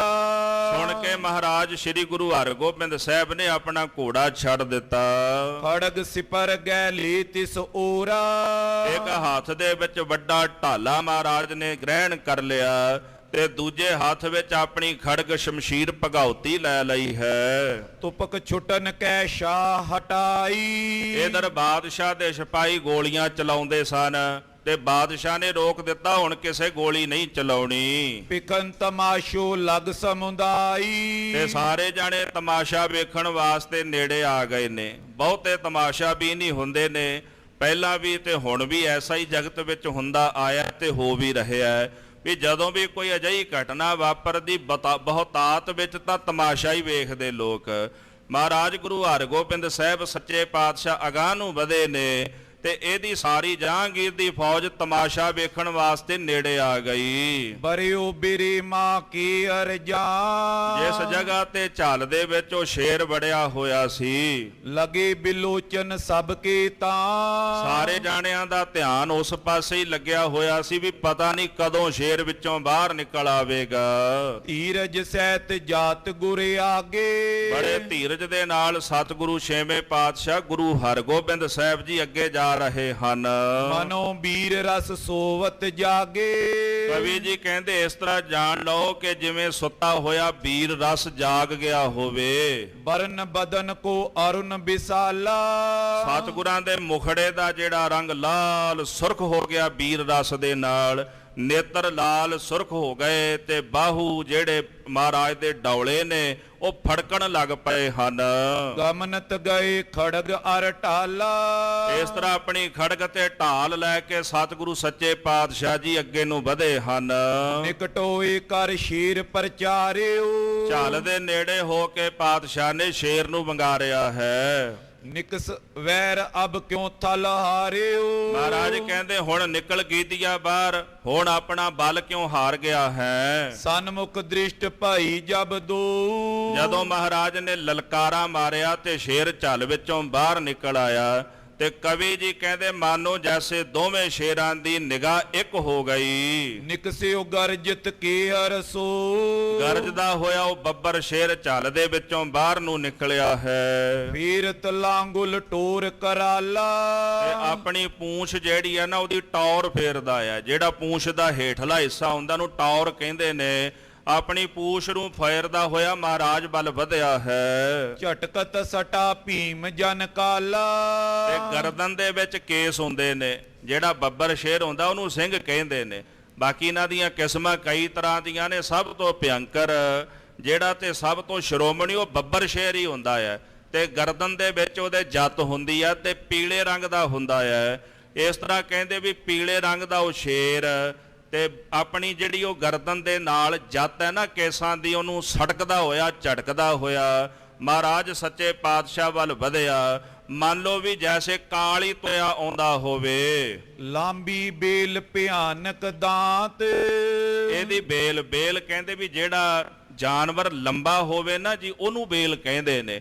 ਇਹਦਾ ਆਕਾਰ ਜਿਹੜਾ ਬੜਾ ਲੰਬਾ ਸੀ, ਲੰਬਾਈ ਦੇ ਵਿੱਚ ਬਹੁਤ ਜ਼ਿਆਦਾ ਸੀ। ਬਦਨ ਪਸਾਰ ਆਏ ਪਬਕਾਤ। ਮੁਖ ਦੇ ਦੰਦ ਬੜੇ ਭਿਅੰਕਰ ਸਨ ਤੇ ਆਪਣਾ ਮੂੰਹ ਪਸਾਰ ਕੇ ਪਬਕਾਰ ਮਾਰ ਕੇ ਮਹਾਰਾਜ ਵੱਲ ਆਇਆ ਹੈ। ਹੀਰਤ ਲੋਕ ਸਕਲ ਬਿਸਮਾਏ। ਜਹਾਂਗੀਰ ਦੇ ਸਾਥੀ ਵੇਖ ਕੇ ਬੜੇ ਬਿਸਮਾਦ ਹੋ ਗਏ, ਹੈਰਾਨ ਹੋ ਗਏ। ਸ਼੍ਰੀ ਗੁਰ ਬਚੇ ਨਾ ਇਸੇ ਅਗਵਾਏ। ਹੁਣ ਉਹ ਆਪਣਾ ਅਨੁਮਾਨ ਲਾਉਂਦੇ ਨੇ ਕਿ ਗੁਰੂ ਹਰਗੋਬਿੰਦ ਸਾਹਿਬ ਜੀ ਇਸ ਸ਼ੇਰ ਦੇ ਸਾਹਮਣੇ ਬਚ ਨਹੀਂ ਸਕਦੇ। ਹਮ ਆਗੇ ਅਸ ਕੀ ਅਰ ਮਹਾ। ਇਸ ਤੋਂ ਪਹਿਲਾਂ ਵੀ ਅਸੀਂ ਇਹੋ ਜਿਹਾ ਕਦੇ ਸ਼ੇਰ ਨਹੀਂ ਵੇਖਿਆ। ਨਹੀਂ ਬਿਲੋਕਨ ਕੀਨੋ ਕਹਾ। ਕਿਸੇ ਵੀ ਜਗ੍ਹਾ ਤੇ ਭਾਵੇਂ ਹੋਰ ਬੜੇ ਸ਼ੇਰ ਵੇਖੇ ਅਸਾਂ, ਪਰ ਇਦਾਂ ਦਾ ਸ਼ੇਰ ਅਸੀਂ ਅੱਜ ਤਾਈਂ ਨਹੀਂ ਵੇਖਿਆ, ਇਹ ਪਹਿਲੀ ਵੇਰੀ ਵੇਖਿਆ ਹੈ। ਠਾਂਡੇ ਦੂਰ ਤਰਾਸ ਕੋ ਪਾਵੇਂ, ਦੂਰ ਖਲੋਤੇ ਹੋਏ ਜਹਾਂਗੀਰ ਦੇ ਜਿਹੜੇ ਸਿਪਾਹੀ ਨੇ ਉਹ ਥਰ ਥਰ ਕੰਬਦੇ ਨੇ, ਭੈ ਦੇ ਨਾਲ ਕੰਬਦੇ ਹਨ। ਦੇਖਤ ਗਨ ਕੋ ਨਿਕਟ ਨ ਆਵੇ, ਦੂਰ ਖਲੋ ਕੇ ਵੇਖ ਜ਼ਰੂਰ ਰਹੇ ਨੇ ਪਰ ਡਰਦਾ ਮਾਰਾ ਕੋਈ ਨੇੜੇ ਨਹੀਂ ਆਉਂਦਾ। ਆਵਤ ਸਨਮੁਖ ਬਦਨ ਪਸਾਰਾ, ਆਪਣਾ ਮੂੰਹ ਪਸਾਰ ਕਰਕੇ ਉਹ ਸ਼ੇਰ ਜਦੋਂ ਮਹਾਰਾਜ ਸੱਚੇ ਪਾਤਸ਼ਾਹ ਦੇ ਸਾਹਮਣੇ ਆਇਆ, ਧਰ ਧੀਰਜ ਸਤਿਗੁਰੂ ਨਿਹਾਰਾ, ਧੀਰਜ ਧਾਰਨ ਕਰਕੇ ਮੀਰੀ ਪੀਰੀ ਦੇ ਮਾਲਕ ਸਤਿਗੁਰਾਂ ਨੇ ਉਹਦੇ ਵੱਲ ਵੇਖਿਆ ਹੈ। ਬਾਮ ਹੱਥ ਧਰ ਸਿਪਰੇ ਅਗਾਰੀ, ਆਪਣੇ ਖੱਬੇ ਹੱਥ ਦੇ ਵਿੱਚ ਪਕੜੀ ਹੋਈ ਢਾਲ ਪਾਤਸ਼ਾਹ ਨੇ ਮੂਹਰੇ ਕਰ ਦਿੱਤੀ। ਕਰ ਪ੍ਰਾਕਰਮ ਕੋ ਮੁਖ ਪਰ ਮਾਰੀ, ਛੇ ਆਉਂਦੇ ਹੋਏ ਸ਼ੇਰ ਦੇ ਮੂੰਹ ਦੇ ਉੱਪਰ ਬਾਹੂ ਬਲ ਕਰਕੇ ਜ਼ੋਰ ਨਾਲ ਮਹਾਰਾਜ ਨੇ ਢਾਲ ਮਾਰੀ ਹੈ। ਕੁੱਪੇ ਓਜ ਤੇ ਦੀਨ ਤਕੇਲਾ, ਸਤਿਗੁਰ ਜੀ ਬੜੇ ਵੀਰ ਰਸ ਦੇ ਵਿੱਚ ਆ ਗਏ, ਮਾਨੋ ਕਿ ਸਾਰਾ ਵੀਰ ਰਸ ਹੀ ਗੁਰੂ ਹਰਗੋਬਿੰਦ ਸਾਹਿਬ ਸੱਚੇ ਪਾਤਸ਼ਾਹ ਦੇ ਅੰਦਰ ਇਕੱਤਰ ਹੋ ਗਿਆ ਹੋਵੇ। ਇੱਕੋ ਢਾਲ ਦਾ ਪ੍ਰਹਾਰ ਮਹਾਰਾਜ ਨੇ ਜ਼ੋਰ ਨਾਲ ਕੀਤਾ।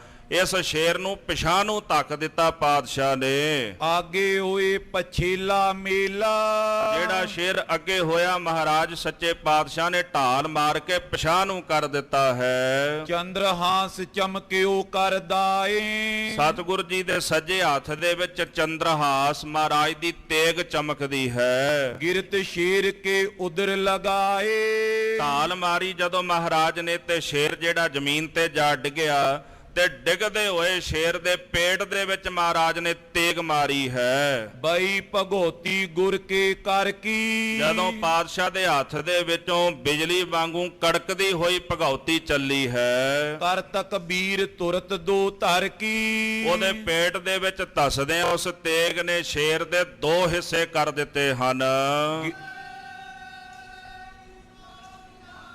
ਸਤਿ ਸ੍ਰੀ ਅਕਾਲ।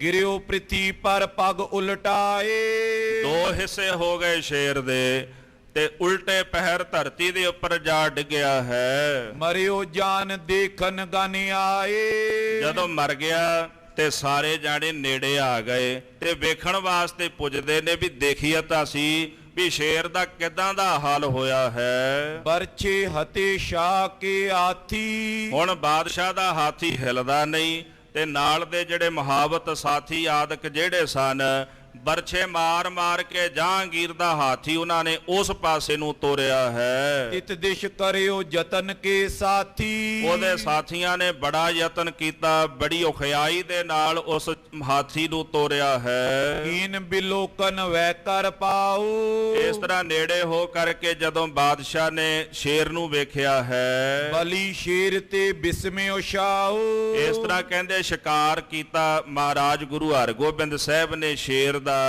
ਤੇ ਵੇਖ ਕੇ ਬਾਦਸ਼ਾਹ ਬੜਾ ਬਿਸਮਾਦ ਹੋ ਗਿਆ, ਹੈਰਾਨ ਹੋ ਗਿਆ ਹੈ। ਧੰਨ ਧੰਨ ਸਤਿਗੁਰ ਕੋ ਕਹੇ, ਹੱਥ ਜੋੜ ਕੇ ਸਤਿਗੁਰਾਂ ਨੂੰ ਧੰਨ ਧੰਨ ਧੰਨ ਆਖਦਾ ਹੈ। ਨਿਕਟ ਤਿਸ ਕੀ ਦਿਸ਼ ਲਏ, ਸਤਿਗੁਰੂ ਸੱਚੇ ਪਾਤਸ਼ਾਹ ਮਹਾਰਾਜ ਜੀ ਦੇ ਕੋਲ ਖਲੋ ਕਰਕੇ ਇਸ ਤਰ੍ਹਾਂ ਉਹਨੇ ਸ਼ੇਰ ਦੇ ਵੱਲ ਵੇਖਿਆ ਹੈ। ਕੇਰ ਕੋ ਨਿਕਸਿਓ ਤਬ ਜੀਵ, ਉਸ ਸ਼ੇਰ ਦੇ ਵਿੱਚੋਂ ਜੀ ਜੀਵ ਆਤਮਾ ਬਾਹਰ ਨੂੰ ਨਿਕਲੀ ਹੈ। ਮਹਾ ਪ੍ਰਕਾਸ਼ਵੰਤ ਸੋ ਥੀਵ, ਜਦੋਂ ਉਹ ਜੀਵ ਆਤਮਾ ਨਿਕਲੀ ਦਿਖਾਈ ਤਾਂ ਕੁਝ ਨਹੀਂ ਦਿੱਤਾ, ਚਾਰ ਚਫੇਰੇ ਪ੍ਰਕਾਸ਼ ਹੀ ਪ੍ਰਕਾਸ਼ ਵੱਧ ਗਿਆ ਹੈ। ਆਰੁਨਤਾ ਫੈਲੀ ਸਭ ਗੈਨ, ਜਿਵੇਂ ਸੰਧਿਆ ਦਾ ਵਕਤ ਹੁੰਦਾ ਜਾਂ ਆਪਾਂ ਸਵੇਰੇ ਵੇਖਦੇ ਹਾਂ ਸੂਰਜ ਚੜ੍ਹਨ ਵੇਲੇ ਛੁਪਣ ਵੇਲੇ ਸੂਰਜ ਦੇ ਛੁਪਣ ਦੇ ਨਾਲ ਲਾਲੀ ਜੀ ਛਾ ਜਾਂਦੀ ਹੈ। ਸਵੇਰੇ ਵੀ ਆਪਾਂ ਵੇਖਦੇ ਹਾਂ ਵੀ ਲਾਲੀ ਜੀ ਛਾ ਜਾਂਦੀ ਹੈ, ਏਦਾਂ ਚਾਰ ਚਫੇਰੇ ਲਾਲੀ ਜੀ ਛਾ ਗਈ ਹੈ। ਦੇਖਤ ਸ਼ਾਹ ਉਠਾਏ ਨੈਣ, ਇਸ ਤਰ੍ਹਾਂ ਵੇਖ ਕਰਕੇ ਬਾਦਸ਼ਾਹ ਨੇ ਜਦੋਂ ਆਪਣੇ ਨੇਤਰ ਉਤਾਂਹ ਨੂੰ ਚੁੱਕੇ, ਬੂਝੇ ਗੁਰ ਕਹਾਂ ਇਹ ਪਇਓ, ਆਖਣ ਲੱਗਾ ਪਾਤਸ਼ਾਹ ਇਹ ਕੀ ਹੋਇਆ ਹੈ। ਕੌਣ ਹੋ ਤੋ ਮਰ ਕਿਤ ਇਹ ਗਇਓ, ਇਹ ਕੌਣ ਹੈ ਜਿਹੜਾ ਮਰ ਕੇ ਕਿਤੇ ਜਾ ਰਹੇ ਆ। ਇੱਕ ਗੱਲ ਤਾਂ ਸਪਸ਼ਟ ਹੋ ਗਈ, ਇਸਲਾਮ ਦੇ ਅੰਦਰ ਪੁਨਰ ਜਨਮ ਨਹੀਂ ਮੰਨਦੇ। ਉਹ ਕਹਿੰਦੇ ਵੀ ਕਬਰ ਵਿੱਚ ਹੀ ਜੀਵ ਆਤਮਾ ਰਹਿੰਦੀ ਹੈ, ਪਰ ਇੱਥੇ ਹੁਣ ਗੱਲ ਸਪਸ਼ਟ ਹੋ ਗਈ ਵੀ ਜਹਾਂਗੀਰ ਆਪਣੇ ਮੁਖ ਤੋਂ ਕਹਿੰਦਾ ਵੀ ਮਹਾਰਾਜ ਇਹ ਕੌਣ ਹੈ ਜਿਹੜਾ ਸਰੀਰ ਵਿੱਚੋਂ ਨਿਕਲ ਕੇ ਕਿਸ ਪਾਸੇ ਨੂੰ ਗਿਆ ਹੈ। ਕਿਉ ਪ੍ਰਕਾਸ਼ ਐਸੋ ਦ੍ਰਿਸ਼ਟਾਇਓ। ਮਹਾਰਾਜ ਜੀ ਇਹੋ ਜਿਹਾ ਪ੍ਰਕਾਸ਼ ਜਿਹੜਾ ਚਾਰ ਚੁਫੇਰੇ ਕਿਉਂ ਦਿਖਾਈ ਦਿੱਤਾ ਹੈ? ਵਿਖਿਓ ਅਪੂਰਬ ਮੈਂ ਬਿਸਮਾਇਓ। ਇਸ ਤੋਂ ਪਹਿਲਾਂ ਤਾਂ ਮੈਂ ਕਦੇ ਨਹੀਂ ਵੇਖਿਆ, ਇਦਾਂ ਦਾ ਕੌਤਕ ਮੈਨੂੰ ਕਦੇ ਦਿਖਾਈ ਨਹੀਂ ਦਿੱਤਾ। ਪਹਿਲੀ ਵਾਰੀ ਮਹਾਰਾਜ ਜੀ ਮੈਂ ਵੇਖਿਆ ਹੈ, ਜਿਹਨੂੰ ਵੇਖ ਕੇ ਮੈਂ ਬੜਾ ਬਿਸਮਾਦ ਹੋ ਗਿਆ ਹਾਂ। ਸੁਨ ਸ਼੍ਰੀ ਹਰਗੋਬਿੰਦ ਬਖਾਨੋ। ਇਹ ਬਚਨ ਸੁਣ ਕੇ ਸਤਿਗੁਰੂ ਸ੍ਰੀ ਗੁਰੂ ਹਰਗੋਬਿੰਦ ਸਾਹਿਬ ਜੀ ਫਰਮਾਨ ਕਰਦੇ ਹਨ, ਕਾਸਮ ਬੇਗ ਨਾਮ ਇਸ ਜਾਨੋ। ਮਹਾਰਾਜ ਜੀ ਕਹਿਣ ਲੱਗੇ ਇਹਦਾ ਨਾਮ ਕਾਸਮ ਬੇਗ ਕਰਕੇ ਜਾਣੋ। ਤੁਮ ਹਕਾਰ ਕੈ ਬੂਜਨ ਕੀਜੇ। ਇਸ ਤਰ੍ਹਾਂ ਕਰ ਤੂੰ ਆਪ ਹੀ ਇਹਨੂੰ ਆਵਾਜ਼ ਮਾਰ ਕੇ ਨਾ ਪੁੱਛ ਲੈ। ਸੁਨਿਓ 400 ਉੱਤਰ ਲੀਜੇ। ਜੋ ਕੁਝ ਸੁਣਨਾ ਚਾਹੁੰਦਾ ਇਹਦੇ ਕੋਲੋਂ ਆਪਣਾ ਪੁੱਛ ਕੇ ਉੱਤਰ ਲੈ ਲੈ। ਜਹਾਂਗੀਰ ਲੈ ਨਾਮ ਗੁਹਾਰਾ। ਜਹਾਂਗੀਰ ਨੇ ਕਾਸਮ ਬੇਗ ਨਾਮ ਲੈ ਕੇ ਉੱਚੀ ਜੀ ਗੁਹਾਰ ਲਾਈ ਹੈ। ਤਿਨ ਤਰੋ ਪਰ ਥਿਰ ਹੋਏ ਉਚਾਰਾ। ਉਹ ਜਿਹੜੀ ਜੀਵ ਆਤਮਾ ਸੀ ਉਹ ਦਰਖਤ ਦੇ ਉੱਪਰ ਜਾ ਕਰਕੇ ਥਿਰ ਹੋ ਗਈ। ਜਦੋਂ ਇਹਨੇ ਗੁਹਾਰ ਲਾਈ, ਆਵਾਜ਼ ਮਾਰੀ ਹੈ, ਪੂਰਬ ਜਨਮ ਹੁਤੋ ਨਰ ਤਨ ਮੈਂ। ਆਖਣ ਲੱਗਾ ਵੀ ਕੌਣ ਹੈ ਭਾਈ ਤੂੰ, ਕਿੱਥੋਂ ਆਇਆ, ਕਿੱਧਰ ਨੂੰ ਚੱਲਿਆ, ਆ ਸ਼ੇਰ ਦੀ ਜੂਨੀ ਕਿਵੇਂ ਤੈਨੂੰ ਪ੍ਰਾਪਤ ਹੋਈ? ਫਿਰ ਉਹਨੇ ਅੱਗੋਂ ਜਵਾਬ ਦਿੱਤਾ, ਆਖਣ ਲੱਗਾ ਵੀ ਪੂਰਬਲੇ ਜਨਮ ਦੇ ਵਿੱਚ ਪਹਿਲਾਂ ਮੇਰੇ ਪਾਸ ਜਿਹੜਾ ਸਰੀਰ ਸੀ ਉਹ ਮਨੁੱਖ ਦਾ ਸੀ। ਅਬ ਕੇ ਅਰ ਹੋਏ ਬਾਸੋ ਬਨ ਮੈਂ। ਤੇ ਹੁਣ ਮੈਂ ਸ਼ੇਰ ਹੋ ਕਰਕੇ ਜੰਗਲ ਦੇ ਵਿੱਚ ਵਾਸਾ ਕਰਦਾ ਹਾਂ। ਪਾਤਸ਼ਾਹ ਅਕਬਰ ਤੁਵਤਾਤ।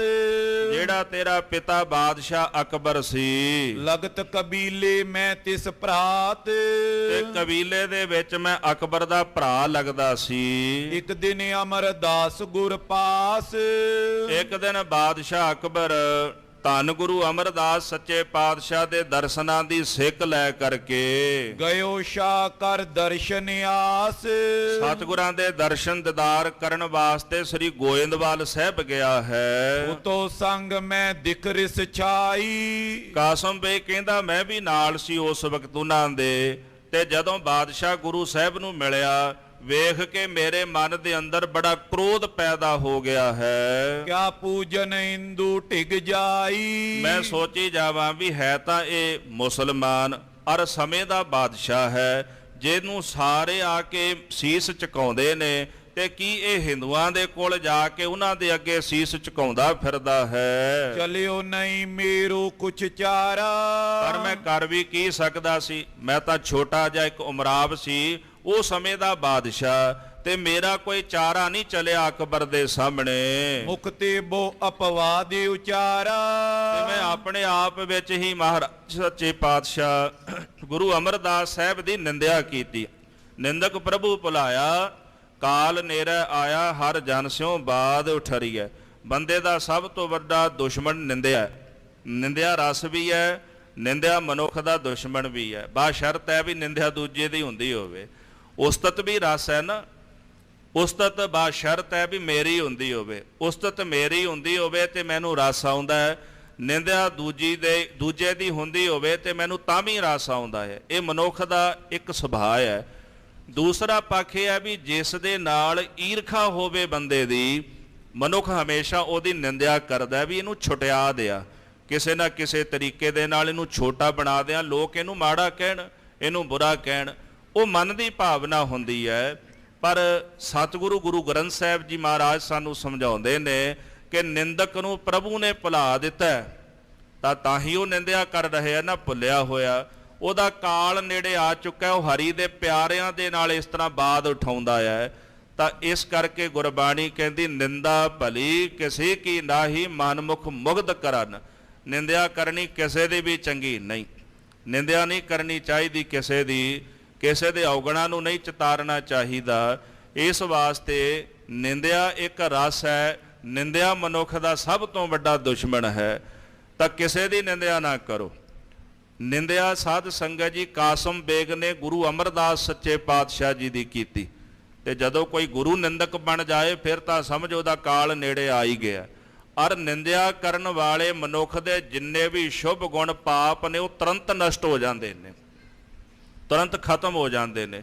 ਜੀਵਨ ਵਿੱਚ ਕੁਝ ਔਗਣ ਇਦਾਂ ਦੇ ਹੁੰਦੇ ਨੇ ਜਿਨ੍ਹਾਂ ਕਰਕੇ ਮਨੁੱਖ ਦਾ ਜਪ ਤਪ ਬੜੀ ਛੇਤੀ ਖਤਮ ਹੁੰਦਾ ਹੈ।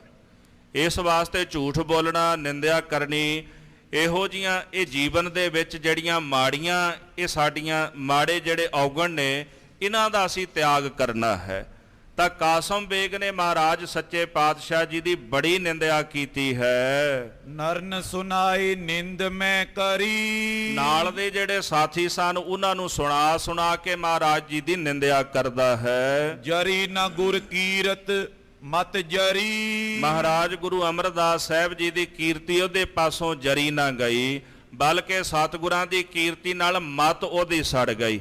ਜਿਵੇਂ ਮੀਂਹ ਪੈਂਦਾ ਹੈ ਤੇ ਜਿਹੜਾ ਜਵਾਹਾ ਹੁੰਦਾ ਉਹ ਸੜ ਕੇ ਰਾਖ ਹੋ ਜਾਂਦਾ ਹੈ, ਇਸੇ ਤਰ੍ਹਾਂ ਕੁਝ ਮਾਨਮੁਖ ਐਸੇ ਹੁੰਦੇ ਨੇ ਗੁਰੂ ਦੀ ਉਸਤਤ ਸੁਣ ਕੇ ਉਹਨਾਂ ਦੀ ਮਤ ਸੜ ਜਾਂਦੀ ਹੈ। ਨਿਸਮੈ ਡੇਰਾ ਗੋਇੰਦਵਾਲ, ਅਕਬਰ ਨੇ ਰਾਤ ਦੇ ਵਕਤ ਆਪਣਾ ਡੇਰਾ ਸ੍ਰੀ ਗੋਇੰਦਵਾਲ ਸਾਹਿਬ ਵਿਖੇ ਕੀਤਾ ਹੈ। ਉੱਠਿਓ ਅਚਾਨਕ ਸੂਲ ਵਿਸਾਲ, ਕਹਿੰਦਾ ਰਾਤ ਮੇਰਾ ਵੀ ਡੇਰਾ ਉੱਥੇ ਸੀ, ਆਰਾਮ ਕਰਦਾ ਸੀ। ਅੱਧੀ ਕੁ ਰਾਤ ਨੂੰ ਮੇਰੇ ਪੇਟ ਦੇ ਵਿੱਚ ਸੂਲ ਉੱਠਿਆ ਹੈ। ਖਾਨੇ ਵਿਖੇ ਮਾਸ ਰਹਿ ਕਾਚਾ, ਅਸਲ ਵਿੱਚ ਰਾਤ ਜਦੋਂ ਮੈਂ ਸੌਣ ਲੱਗਾ ਤੇ ਮਾਸ ਖਾ ਕੇ ਸੁੱਤਾ, ਤੇ ਜਿਹੜਾ ਮਾਸ ਮੈਂ ਖਾਧਾ ਸੀ ਉਹ ਕੱਚਾ ਮਾਸ ਸੀ। ਖਾਇਓ ਮੈਂ ਸੋ ਉਦਰ ਨੇ ਪਾਚਾ, ਕੱਚਾ ਮਾਸ ਖਾ ਕੇ ਮੈਂ ਸੌਂ ਗਿਆ, ਜਿਹੜਾ ਮੇਰੇ ਪੇਟ ਦੇ ਵਿੱਚ ਮੈਨੂੰ ਪਚਿਆ ਨਹੀਂ। ਗੁਰ ਅਰ ਮਾਸ ਚਿਤਵਨਾ ਚਿਤ ਮੈਂ, ਇੱਕ ਪਾਸੇ ਤਾਂ ਮੈਂ ਮਾਸ ਚਿਤਵਦਾ ਰਿਹਾ ਵੀ ਮੈਂ ਕੱਚਾ ਮਾਸ ਖਾ ਲਿਆ, ਵੀ ਉਹਦੇ ਕਰਕੇ ਪੇਟ ਵਿੱਚ ਸੂਲ ਉੱਠਦਾ ਹੈ, ਤੇ ਦੂਜੇ ਪਾਸੇ ਮੈਨੂੰ ਗੁਰੂ ਅਮਰਦਾਸ ਮਹਾਰਾਜ ਜੀ ਚੇਤੇ ਆਈ ਜਾਵਣ ਵੀ ਕਿੱਥੇ ਬਾਦਸ਼ਾਹ ਇਹਨਾਂ ਕੋਲ ਤੁਰਿਆ ਫਿਰਦਾ ਹੈ, ਵੀ ਆਪਣੇ ਮਤ ਨੂੰ ਉਹਨੇ ਤਿਆਗਿਆ ਤੇ ਇੱਥੇ ਆ ਕੇ ਮੱਥਾ ਟੇਕ ਰਿਹਾ। ਵੀ ਚਿਤਮਣੀ ਤਾਂ ਦੋਨੇ ਪਾਸੇ ਚੱਲ ਰਹੀ ਹੈ ਨਾ, ਇੱਕ ਪਾਸੇ ਵਾਸ਼ਨਾ ਹੈ ਤੇ ਦੂਜੇ ਪਾਸੇ ਨਿੰਦਿਆ ਵਾਲਾ ਪੱਖ ਹੈ। ਤੋ ਕਹਿੰਦਾ ਮੈਂ ਇੱਕ ਪਾਸੇ ਗੁਰੂ ਸਾਹਿਬ ਨੂੰ ਚੇਤੇ ਕਰਦਾ ਤੇ ਦੂਜੇ ਪਾਸੇ ਮੈਂ ਮਾਸ ਨੂੰ ਚੇਤੇ ਕਰਦਾ ਹਾਂ। ਦੁੱਖ ਤੇ ਓਤ ਭਇਓ ਤਬ ਮ੍ਰਿਤਿਉ ਮੈਂ, ਤੇ ਮੇਰਾ ਉਹ ਜਿਹੜਾ ਪੇਟ ਵਿੱਚ ਸੂਲ ਦਾ ਰੋਗ ਅਜਿਹਾ ਪੈਦਾ ਹੋਇਆ ਕਿ ਉਸ ਦਰਦ ਦੇ ਨਾਲ ਹੀ ਮੇਰੀ ਮ੍ਰਿਤਿਉ ਹੋ ਗਈ, ਮੌਤ ਹੋ ਗਈ ਹੈ। ਮਾਸ ਦੋਸ਼ ਤੇ ਧਰ ਤਨ ਸ਼ੇਰ, ਹੁਣ ਜਿਹੋ ਜੀ ਕੋਈ ਵਾਸ਼ਨਾ ਰੱਖਦਾ ਉਹਦਾਂ ਦੀ ਉਹਨੂੰ ਜੂਨ ਮਿਲਦੀ ਹੈ। ਭਾਈ ਗੁਰਦਾਸ ਸਾਹਿਬ ਜੀ ਕਹਿੰਦੇ ਜੁਗ ਜੁਗ ਮੇਰ ਸਰੀਰ ਕਾ ਵਾਸ਼ਨਾ ਬੱਧਾ ਆਵੈ ਜਾਏ। ਵਾਸ਼ਨਾ ਦਾ ਬੱਧਿਆ ਹੋਇਆ ਜਿਹੜਾ ਮਨੁੱਖ ਹੈ ਇਹ ਆਉਂਦਾ ਜਾਂਦਾ, ਜਨਮਦਾ ਮਰਦਾ। ਜਿਹੋ ਜੀ ਵਾਸ਼ਨਾ ਹੁੰਦੀ ਹੈ ਉਹੋ ਜਿਹਾ ਸਰੀਰ ਜਿਹੜਾ ਜੀਵ ਆਤਮਾ ਧਾਰਨ ਕਰ ਲੈਂਦਾ।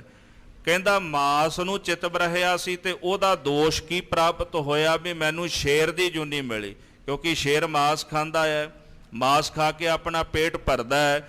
ਇਸ ਤਰ੍ਹਾਂ ਮੈਨੂੰ ਸ਼ੇਰ ਦੀ ਜੂਨ ਮਾਸ ਦੇ ਚਿਤਵਣ ਦੇ ਦੋਸ਼ ਕਰਕੇ ਮਿਲੀ ਹੈ। ਗੁਰ ਚਿਤਵਤ ਫਲ ਲਿਓ ਕਨੇਰ, ਤੇ ਦੂਜੇ ਪਾਸੇ ਮੈਂ ਗੁਰੂ ਅਮਰਦਾਸ ਮਹਾਰਾਜ ਨੂੰ ਚਿਤਵਦਾ ਰਿਹਾ, ਭਾਵੇਂ ਨਿੰਦਿਆ ਹੀ ਸੋਚਦਾ ਰਿਹਾ, ਮਾੜਾ ਹੀ ਸੋਚਦਾ ਪਿਆ ਸੀ, ਪਰ ਚਿਤਵਤਾ ਗੁਰੂ ਅਮਰਦਾਸ ਸਾਹਿਬ ਜੀ ਮਹਾਰਾਜ ਨੂੰ ਰਿਹਾ ਸੀ। ਕਹਿੰਦਾ ਜਿਹੜਾ ਮੈਂ ਗੁਰੂ ਅਮਰਦਾਸ ਸਾਹਿਬ ਜੀ ਨੂੰ ਅੰਤਕਾਲ ਚੇਤੇ ਕੀਤਾ ਹੈ, ਆਪ ਆਨ ਕਰ ਮੁਝ ਕੋ ਮਾਰਾ, ਇੱਥੇ ਆਪ ਆ ਕੇ ਸਤਿਗੁਰੂ ਸੱਚੇ ਪਾਤਸ਼ਾਹ ਨੇ ਹੁਣ ਮੈਨੂੰ ਮਾਰਿਆ। ਯਾਨੀ ਕਿ ਉਹ ਜਿਹੜਾ ਚਿੰਤਨ ਮੈਂ ਮਹਾਰਾਜ ਦਾ ਕੀਤਾ ਸੀ ਨਾ, ਉਹਦਾ ਫਲ ਮੈਨੂੰ ਆ ਮਿਲਿਆ ਕਿ ਗੁਰੂ ਅਮਰਦਾਸ ਸਾਹਿਬ ਜੀ ਨੇ 6ਵੇਂ ਜਾਮੇ ਵਿੱਚ ਆਪ ਇੱਥੇ ਆ ਕੇ ਮੇਰਾ ਸ਼ਿਕਾਰ ਕੀਤਾ ਹੈ। ਭਵ ਸਾਗਰ ਤੇ ਕੀਨੇ ਉਦਾਰਾ, ਤੇ ਕਿਰਪਾ ਕਰਕੇ ਮਹਾਰਾਜ ਨੇ ਮੈਨੂੰ ਭਵ ਸਾਗਰ ਤੋਂ ਤਾਰ ਦਿੱਤਾ। ਕੈਸੇ ਦਇਆਵਾਨ ਨੇ, ਰਹਿਮਤਾਂ ਦੇ ਘਰ ਨੇ ਮੇਰੇ ਪਾਤਸ਼ਾਹ। ਇੱਕ ਮਨੁੱਖ ਜਿਹੜਾ ਨਿੰਦਿਆ ਕਰ ਰਿਹਾ ਸੀ, ਅੰਤਕਾਰ ਮਹਾਰਾਜ ਨੂੰ ਚਿਤਵ ਰਿਹਾ ਹੈ, ਤੇ ਅਗਲੇ ਜੂਨ ਦੇ ਵਿੱਚ ਪਾਤਸ਼ਾਹ ਉਹਦੀ ਵੀ ਕਲਿਆਣਤਾ ਕਰ ਰਹੇ ਨੇ, ਉਹਦਾ ਵੀ ਭਲਾ ਕਰ ਰਹੇ ਨੇ। ਇਸ ਕਰਕੇ ਗੁਰਬਾਣੀ ਕਹਿੰਦੀ ਨਾਰਾਇਣ ਨਰਪਤ ਨਮਸਕਾਰੈ, ਐਸੇ ਗੁਰ ਕੋ ਬਲ ਬਲ ਜਾਈਐ, ਆਪ ਮੁਕਤ ਮੋਹਿ ਤਾਰੈ। ਜਿਸ ਨੂੰ ਸਾਰੇ ਨਮਸਕਾਰਾਂ ਕਰਦੇ ਨੇ ਹੱਥ ਜੋੜ ਜੋੜ ਕੇ, ਜਿਸ ਦੇ ਚਰਨਾਂ ਵਿੱਚ ਸਾਰਾ ਸੰਸਾਰ ਕਰੋੜਾਂ ਬ੍ਰਹਿਮੰਡ ਝੁਕ ਝੁਕ ਕੇ ਸਜਦਾ ਕਰਦੇ ਨੇ, ਐਸੇ ਮੇਰੇ ਪਾਤਸ਼ਾਹ ਆਪ ਮੁਕਤ ਨੇ ਤੇ ਮੇਰੇ ਜਿਹਾਂ ਨੂੰ ਵੀ ਭਵ ਸਾਗਰ ਤੋਂ ਤਾਰਨ ਵਾਲੇ ਨੇ।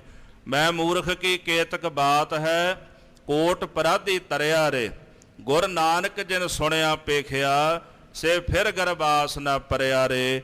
ਐਸੇ ਦਇਆਨਿਧ ਸੁਆਮੀ ਗੁਰੂ ਹਰਗੋਬਿੰਦ ਸਾਹਿਬ ਨੇ ਮੇਰੇ ਤੇ ਰਹਿਮਤ ਕੀਤੀ। ਕਾਸਮ ਬੇਗ ਕਹਿੰਦਾ ਆਪਣੇ ਹੱਥੀਂ ਸ਼ਿਕਾਰ ਕਰਕੇ ਮੈਨੂੰ ਪਾਤਸ਼ਾਹ ਨੇ ਭਵ ਸਾਗਰ ਤੋਂ ਤਾਰ ਦਿੱਤਾ, ਮੇਰੀ ਵੀ ਕਲਿਆਣਤਾ ਕਰ ਦਿੱਤੀ ਹੈ। ਤੂੰ ਵੱਡ ਭਾਗ ਦਰਸ ਕੋ ਪਾਵਤ, ਕਾਸਮ ਬੇਗ ਕਹਿਣ ਲੱਗਾ ਜਹਾਂਗੀਰ ਤੇਰੇ ਬੜੇ ਵੱਡੇ ਭਾਗ ਨੇ, ਤੂੰ ਮਹਾਰਾਜ ਗੁਰੂ ਹਰਗੋਬਿੰਦ ਸਾਹਿਬ ਦੇ ਦੀਦਾਰ ਪ੍ਰਾਪਤ ਕਰ ਰਿਹਾ ਹੈ। ਧਿਆਨ ਜੋਗੀਸ਼ਨ ਕੇ ਜੋ ਭਾਵਤ, ਜਿਹੜੇ ਸਤਿਗੁਰ ਜੀ ਜੋਗੀਆਂ ਦੇ ਧਿਆਨ ਵਿੱਚ ਉਹਨਾਂ ਨੂੰ ਭਾਵਦੇ ਨੇ, ਜੋਗੀ ਲੋਕ ਵੀ ਇਹਨਾਂ ਦਾ ਧਿਆਨ ਧਾਰਨ ਕਰਦੇ, ਇਹਨਾਂ ਦਾ ਚਿੰਤਨ ਕਰਦੇ ਨੇ, ਕਹਿੰਦੇ ਧਿਆਨ ਲਾਉਂਦੇ ਪਰ ਉਹਨਾਂ ਦੇ ਧਿਆਨ ਵਿੱਚ ਮਹਾਰਾਜ ਨਹੀਂ ਆਉਂਦੇ। ਤੇਰੇ ਕਿੰਨੇ ਵੱਡੇ ਭਾਗ ਨੇ, ਇਹਨਾਂ ਦੇ ਪ੍ਰਤੱਖ ਦੀਦਾਰ ਤੈਨੂੰ ਪ੍ਰਾਪਤ ਹੋ ਰਹੇ ਹਨ।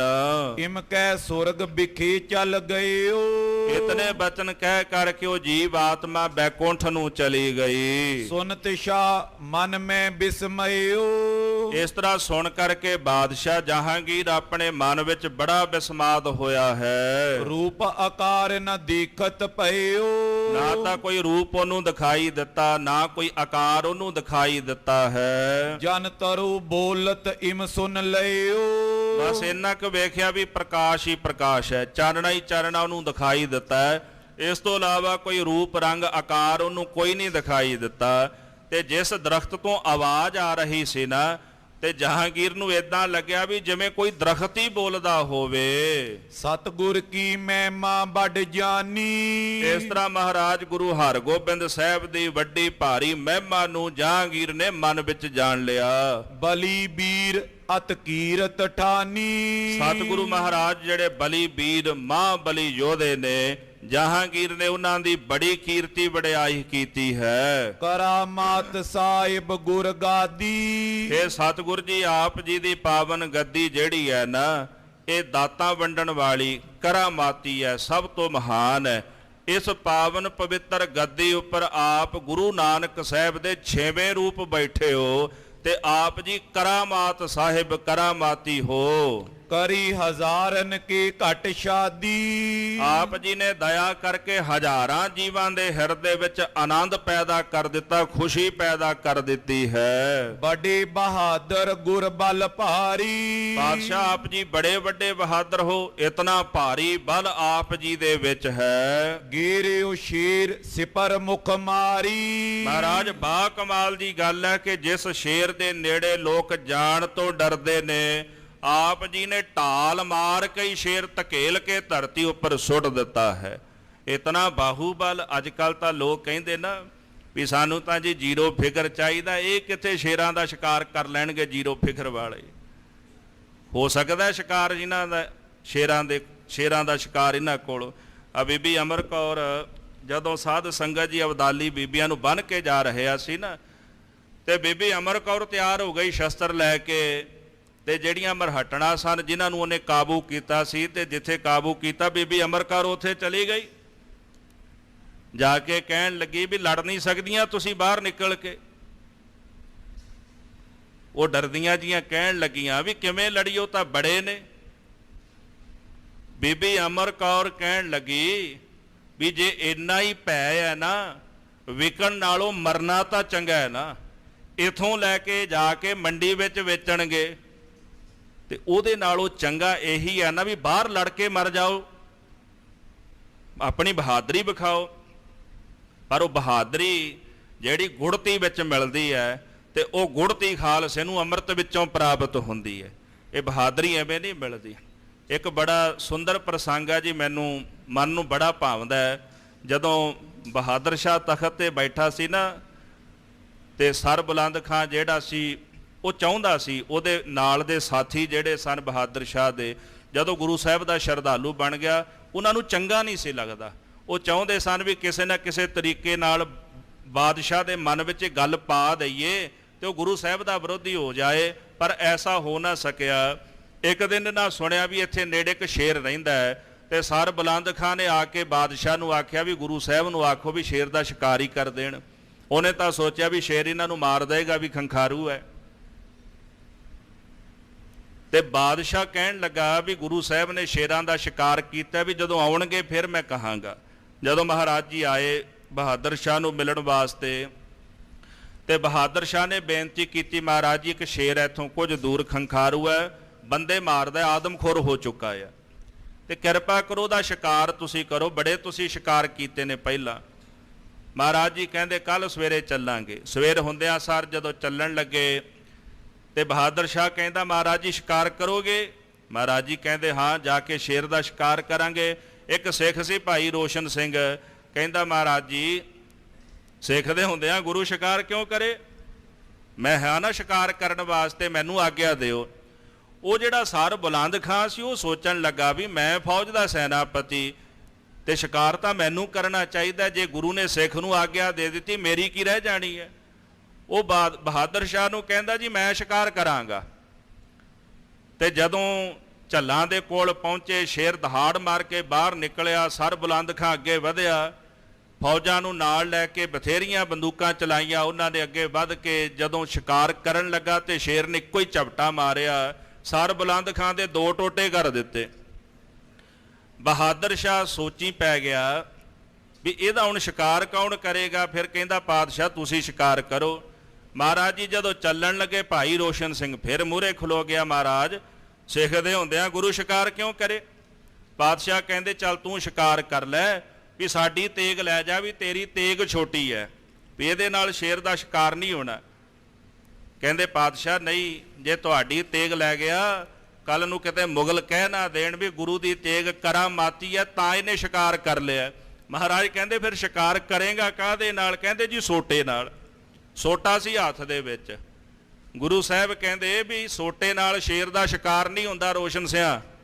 ਕਹਿੰਦੇ ਪਾਤਸ਼ਾਹ ਥਾਪੜਾ ਦੇ ਦਿਓ, ਫਿਰ ਆਪੇ ਹੀ ਹੋ ਜਾਏਗਾ, ਤੁਹਾਡੀ ਕਿਰਪਾ ਦੇ ਨਾਲ ਹੀ ਇਹ ਸਾਰਾ ਕੁਝ ਵਰਤਣਾ। ਮਹਾਰਾਜ ਕੋਲੋਂ ਲੈ ਕੇ ਥਾਪੜਾ ਤੇ ਭਾਈ ਰੋਸ਼ਨ ਸਿੰਘ ਅੱਗੇ ਜਾ ਵਧਿਆ, ਸ਼ੇਰ ਦੇ ਨਾਲ ਫਿਰ ਗੁੱਥਮ ਗੁੱਥੀ ਹੋ ਗਿਆ, ਦੋਨੇ ਜਾਣੇ ਲਹੂ ਲੁਹਾਨ। ਮੌਕਾ ਮਿਲਦਿਆਂ ਭਾਈ ਰੋਸ਼ਨ ਸਿੰਘ ਨੇ ਜ਼ੋਰ ਨਾਲ ਸੋਟਾ ਸ਼ੇਰ ਦੇ ਸਿਰ ਦੇ ਵਿੱਚ ਮਾਰਿਆ ਤੇ ਇੱਕੋ ਸੋਟੇ ਦੇ ਵਾਰ ਦੇ ਨਾਲ ਸ਼ੇਰ ਪਾਰ ਬੁਲਾ ਦਿੱਤਾ ਉਹਨੇ। ਸਤਿ ਸ੍ਰੀ ਅਕਾਲ। ਤੇ ਆਪਣਾ ਕਮਰ ਕਸਾ ਖੋਲ ਕੇ ਨਾ ਸ਼ੇਰ ਦੀਆਂ ਲੱਤਾਂ ਨੂੰ ਪਾ ਕੇ ਬੰਨ ਕੇ ਤੇ ਧਰੀਂ ਕੇ ਲਿਆ ਕੇ ਬਹਾਦਰ ਸ਼ਾਹ ਦੇ ਪੈਰਾਂ 'ਚ ਸੁੱਟ ਦਿੱਤਾ ਵੀ ਲੈ ਆਪਣਾ ਸ਼ੇਰ। ਉਹ ਇੰਨਾ ਹੈਰਾਨ ਹੋਇਆ ਵੀ ਇੱਥੇ ਤਾਂ ਸਰ ਬੁਲੰਦ ਖਾਂ ਵਰਗੇ ਗੋਲੀਆਂ ਨਾਲ, ਤੀਰਾਂ ਨਾਲ, ਤੋਪਖਾਨਾ ਜਿਨ੍ਹਾਂ ਕੋਲ ਉਹ ਸ਼ਿਕਾਰ ਨਹੀਂ ਕਰ ਸਕੇ, ਸੋਟੇ ਨਾਲ ਮਾਰ ਦਿੱਤਾ ਇਹਨੇ। ਉਹਨੇ ਨਾ ਜੀ ਗਲ ਦੇ ਵਿੱਚ ਸੁਨਹਿਰੀ ਮੋਤੀਆਂ ਦੀ ਮਾਲਾ ਲਾਈ ਨਾ, ਜਦੋਂ ਰੋਸ਼ਨ ਸਿੰਘ ਦੀ ਝੋਲੀ 'ਚ ਪਾਣ ਲੱਗਾ ਤੇ ਉਹ ਪਿਛਾਂ ਹੋ ਗਿਆ। ਬਾਦਸ਼ਾਹ ਕਹਿੰਦਾ ਇਹ ਕੀ? ਲੋਕ ਮੇਰੇ ਕੋਲੋਂ ਇਨਾਮ ਚਾਹੁੰਦੇ ਨੇ, ਮੈਂ ਤੈਨੂੰ ਇਨਾਮ ਦੇਣ ਲੱਗਾ। ਰੋਸ਼ਨ ਸਿੰਘ ਨੇ ਬਾ ਕਮਾਲ ਦੀ ਇੱਕ ਗੱਲ ਆਖਿਆ ਬਾਦਸ਼ਾਹ ਮੇਰੀ ਝੋਲੀ ਗੁਰੂ ਗੋਬਿੰਦ ਸਿੰਘ ਮਹਾਰਾਜ ਸੱਚੇ ਪਾਤਸ਼ਾਹ ਤੋਂ ਬਿਨਾਂ ਕੋਈ ਨਹੀਂ ਭਰ ਸਕਦਾ। ਅਗਰ ਮੇਰੀ ਕੋਈ ਝੋਲੀ ਭਰ ਸਕਦਾ ਹੈ ਤੇ ਗੁਰੂ ਗੋਬਿੰਦ ਸਿੰਘ ਮਹਾਰਾਜ ਸੱਚੇ ਪਾਤਸ਼ਾਹ ਭਰ ਸਕਦੇ ਨੇ। ਕਾਸ਼ ਕਿਤੇ ਸਿੱਖਾਂ ਨੂੰ ਇਹ ਮੱਤ ਆ ਜਾਏ ਨਾ ਕਿ ਗੁਰੂ ਗ੍ਰੰਥ ਸਾਹਿਬ ਤੋਂ ਬਿਨਾਂ ਸਾਡੀ ਝੋਲੀ ਕੋਈ ਭਰ ਨਹੀਂ ਸਕਦਾ ਤੇ ਸਾਡੀ ਚੜ੍ਹਦੀ ਕਲਾ ਹੋ ਜਾਵੇ। ਤਾਂ ਸਾਧ ਸੰਗਤ ਜੀ, ਇਹ ਬਹਾਦਰੀ ਜਿਹੜੀ ਹੈ ਨਾ, ਇਹ ਖੰਡੇ ਬਾਟੇ ਦੀ ਪੌਲ ਤੇ ਬਾਣੀ ਦੀ ਸ਼ਕਤੀ ਵਿੱਚੋਂ ਸਿੱਖ ਨੂੰ ਪ੍ਰਾਪਤ ਹੁੰਦੀ ਹੈ। ਤਾਂ ਜਹਾਂਗੀਰ ਆਪ ਉਸਤਤ ਕਰਦਾ, ਮਹਾਰਾਜ ਤੁਸੀਂ ਬੜੇ ਵੱਡੇ ਬਹਾਦਰ ਹੋ, ਭਾਰੀ ਬਲ ਵਾਲੇ ਹੋ। ਗੇਰਿਓ ਸ਼ੇਰ ਸਿਪਰ ਮੁਖ ਮਾਰੀ। ਮਹਾਰਾਜ ਜੀ ਤੁਸੀਂ ਢਾਲ ਮਾਰ ਕੇ ਸ਼ੇਰ ਜਿਹੜਾ ਧਰਤੀ ਤੇ ਸੁੱਟ ਦਿੱਤਾ। ਜਥਾ ਡੀਲ ਤਿਮ ਆਯੁਧ ਧਾਰੀ। ਜਿਵੇਂ ਆਪ ਜੀ ਦੇ ਸਰੀਰ ਦਾ ਕੱਦ ਹੈ, ਇਦਾਂ ਹੀ ਆਪ ਜੀ ਸ਼ਸਤਰ ਧਾਰੀ ਹੋ। ਭਾਈ ਸਾਹਿਬ ਜੀ ਨੇ ਹੀ ਲਿਖਿਆ ਵੀ ਜਿਉਂ-ਜਿਉਂ ਸਮਾਂ ਲੰਘਦਾ ਸੀ ਤੇ ਕਮਾਨ ਦਾ ਵਜਨ ਵੀ ਦੁੱਗਣਾ ਕਰਦੇ ਜਾਂਦੇ ਸਨ ਮਹਾਰਾਜ ਜੀ। ਕੋਈ ਨਾ ਸਮਸਰ ਹੋਏ ਤੁਮਾਰੀ। ਮਹਾਰਾਜ ਜੀ ਕੋਈ ਵੀ ਆਪ ਜੀ ਦੇ ਬਰਾਬਰ ਤੁਲ ਨਹੀਂ ਹੋ ਸਕਦਾ। ਹਜ਼ਰਤ ਹਰਕਤ ਲੈ ਗੁਰ ਤੀਰ।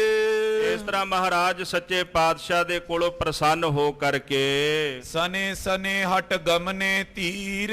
ਯਮਨਾ ਦੇ ਕੰਢੇ ਤੁਰਦੇ ਤੁਰਦੇ ਬਾਦਸ਼ਾਹ ਜਹਾਂਗੀਰ ਤੇ ਗੁਰੂ ਹਰਗੋਬਿੰਦ ਸਾਹਿਬ ਜੀ ਵਾਪਸ ਚੱਲ ਪਏ। ਰੂਪ ਬਿਲੋਕਤ ਸੋ ਜਸ ਬਖਾਨਤ। ਸਤਿਗੁਰੂ ਮਹਾਰਾਜ ਜੀ ਦਾ ਰੂਪ ਵੇਖ ਕਰਕੇ ਬੜੀ ਉਸਤਤੀ ਕਰਦਾ ਹੈ। ਗੁਰ ਬੋਲਤ ਸੁਨ ਪੁਨ ਸਨਮਾਨਤ।